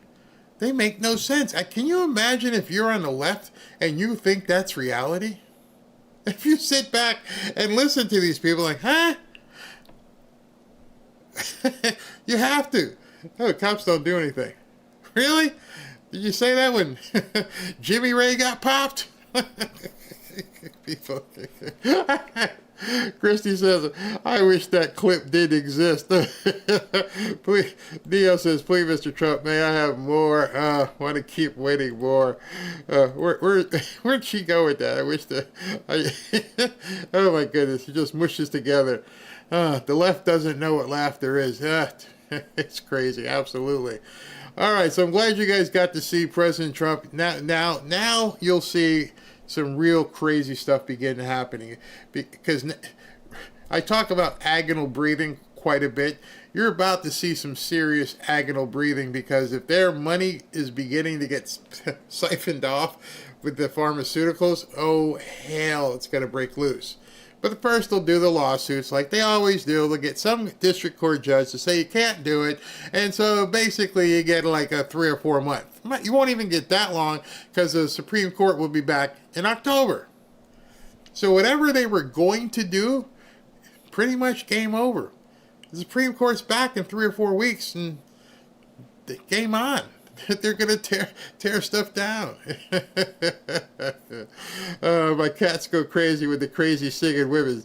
People don't like it. Oh my gosh, the mariachi, scratch the mariachi music. No, and you are, okay, this is a great comment. Britta Evans, black families have not always been this way. You know what the problem with that is? The problem with that statement, Britta, is you know that, I know that, but many of these kids who are now doing some of the stuff, they've never known that. That's what they've done. That's what Margaret Sanger, that's what this whole thing was, is that the people who understood what you just said, hey, it didn't used to be that way. You know, people used to show up and have dinner at the table together and do things. To them, that's a fantasy. Some of them, most of them, don't even know who their fathers are. Boys raising boys.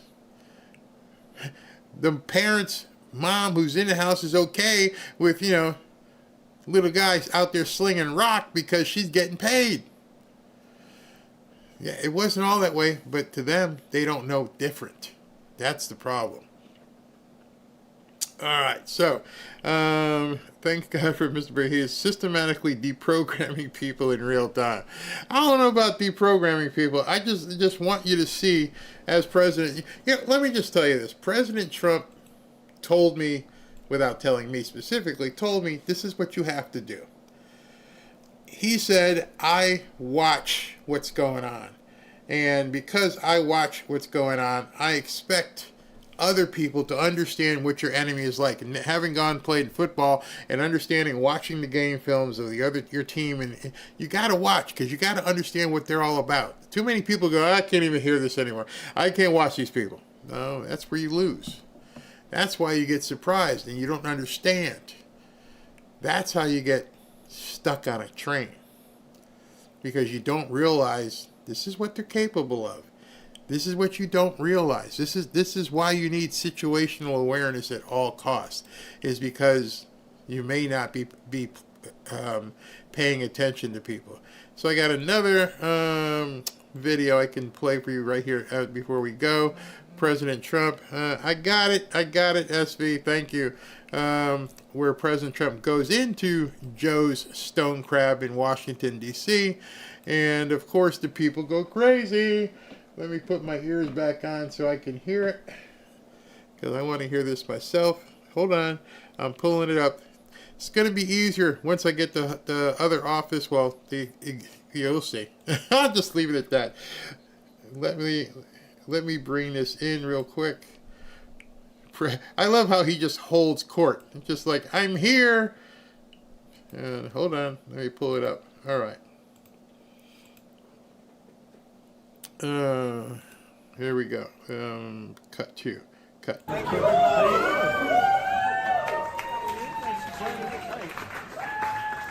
We have a safe city now. Great job. Can you imagine?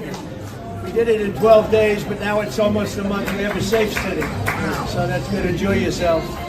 You won't be mugged going home, okay? Have a good time, everybody. Brandon B. Hey, thanks for that business card. Yeah, I gave it to you. Good Thanks. stuff. I like it. Thanks. Where's your family? They're back in Atlanta. Oh, okay. Say hello, bro. All right, see you. Yeah.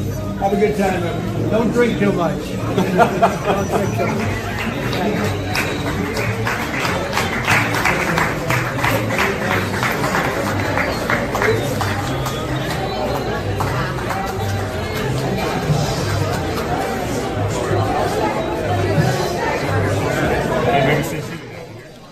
I gotta turn down the music.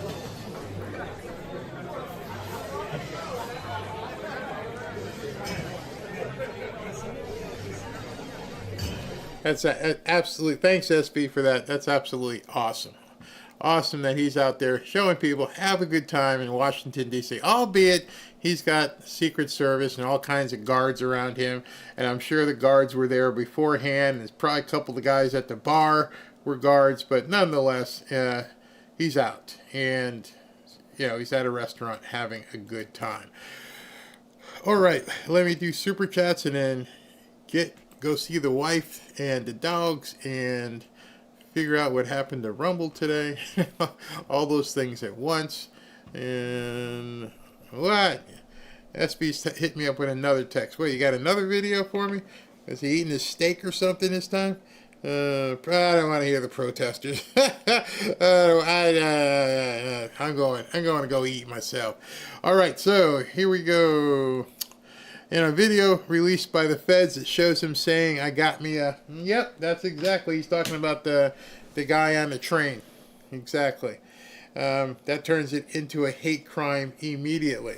What is very scary is he was just so blatant right in front of so many. How can a stabbing happen and nobody jump on him when he raised that knife? They just watched. Starfleet. Charlotte Mayer suppressed the story. She is running for re-election. Oh, it's tonight? Be amazed if she ends up winning tonight. Tania. Barry, we need to bring back biblical justice for those who commit horrific crimes. Also, why the heck do we not have mental institutions? Good point. Conserva Girl Cleo, thanks for bringing all this to light, Barry. Love from Largo, Florida. Hey, love Largo. Thank you. Fokovsky, patiently waiting for my president in Chicago. I hope it gets there soon. Big Cat, because there are MAGA victories. Hal, great job, Barry. You covered a lot of ground today. Stay on top of it. Thank you. Claudette Bruley, we in Minnesota call it a 72-hour hold. Yeah, talking about the Baker Act. Lele, thank you. Bernadetta Salerno, oh my God, the video is horrific and will stay with you forever. The saddest 10 minutes you will ever see. God bless Iryna. She will be remembered forever. I think we need a turning point in this country, and that might have been it. I think that's what the Democrats are afraid of as well. Dr. Ed Kale, hey Barry, there's a Joe's in Tokyo too. They fly to stoke crabs in daily. Yeah, it starts up right about the 1st of October. Some this month, September, it's got an R in it, but October it really gets in earnest. Just another knucklehead. So no, there was zero reporting on this until the video showing the crazy homeless guy. Yep, I can't even say the rest of that. Tinley, Dem say if we arbitrarily become racist at a glance of a non-Caucasian in the most diverse nation in the solar system. It's crazy. Deb Blank, the woke have no sense of humor. Good grief. It's really bad. Diane Kelly, Barry, so many of us would like to purchase the fanfare hat. It's coming, but you're not going to buy them. We're going to give them away. And in fact, Ashley, what's going on with that order? Soon. Jennifer Seidel, African Americans should be aware of the extremists. They don't like it and infiltrate their neighborhoods first. Go Bills. What a game. What a game you guys, Jennifer, you guys had. Like Lucy Lee, why aren't our leaders admitting the massive spread of mental illness as youth are raised on drugs? Good point. And without parents. CR, my husband and I just saw Creed in concert. We said, let's have fun. Oh, very nice. Love Creed. Tom Nova, everyone says Creed sucks. I like Creed. I like Nickelback too. Tom Nova, your show is the best. Thank you. Hal, Barry's #1. You're working hard today. Thank you very much. Vincent Moore, thank you again, Barry and Mods, for all that you do. Thank you. Anthony, wait a minute. Penny says, Trump knows the political wins because he cared enough to get out and talk to everyday Americans about the issues that are important to them. Yep, rally after rally. Anthony Stylianakis, thank you very much. Neo, love your show and your humor. Listen mostly from car. Thank you for great content. The U.S. is being turned around. So much winning. God bless POTUS. Yes, very much so. Tim McCurry, there you are, brother. Full Iryna video on X broke my heart. Iryna video on X broke my heart. I wasn't prepared for that either. It was horrible. And Rose Hunter, my heart breaks for the lady on a train. It sure does. God awful. God awful. All right, I'll see you guys tomorrow. Probably have a regular day. Probably we're talking at 1 o'clock because the press conference was today. And so unless he plans something else, we'll be there. So let me just explain something. People thought the video from before got taken down. Nope, there was a technical glitch. And for some reason, when the stream ended, it just deleted. YouTube did, as bad as YouTube has been, they didn't have anything to do with it. But I will commend. I will say when things are bad. I will commend when they're good. I got a hold of them right away. It took them about 15 minutes, and they restored it, and it's back up. So fingers crossed when I end this one. Hopefully it stays up. All right, we'll talk to you guys tomorrow.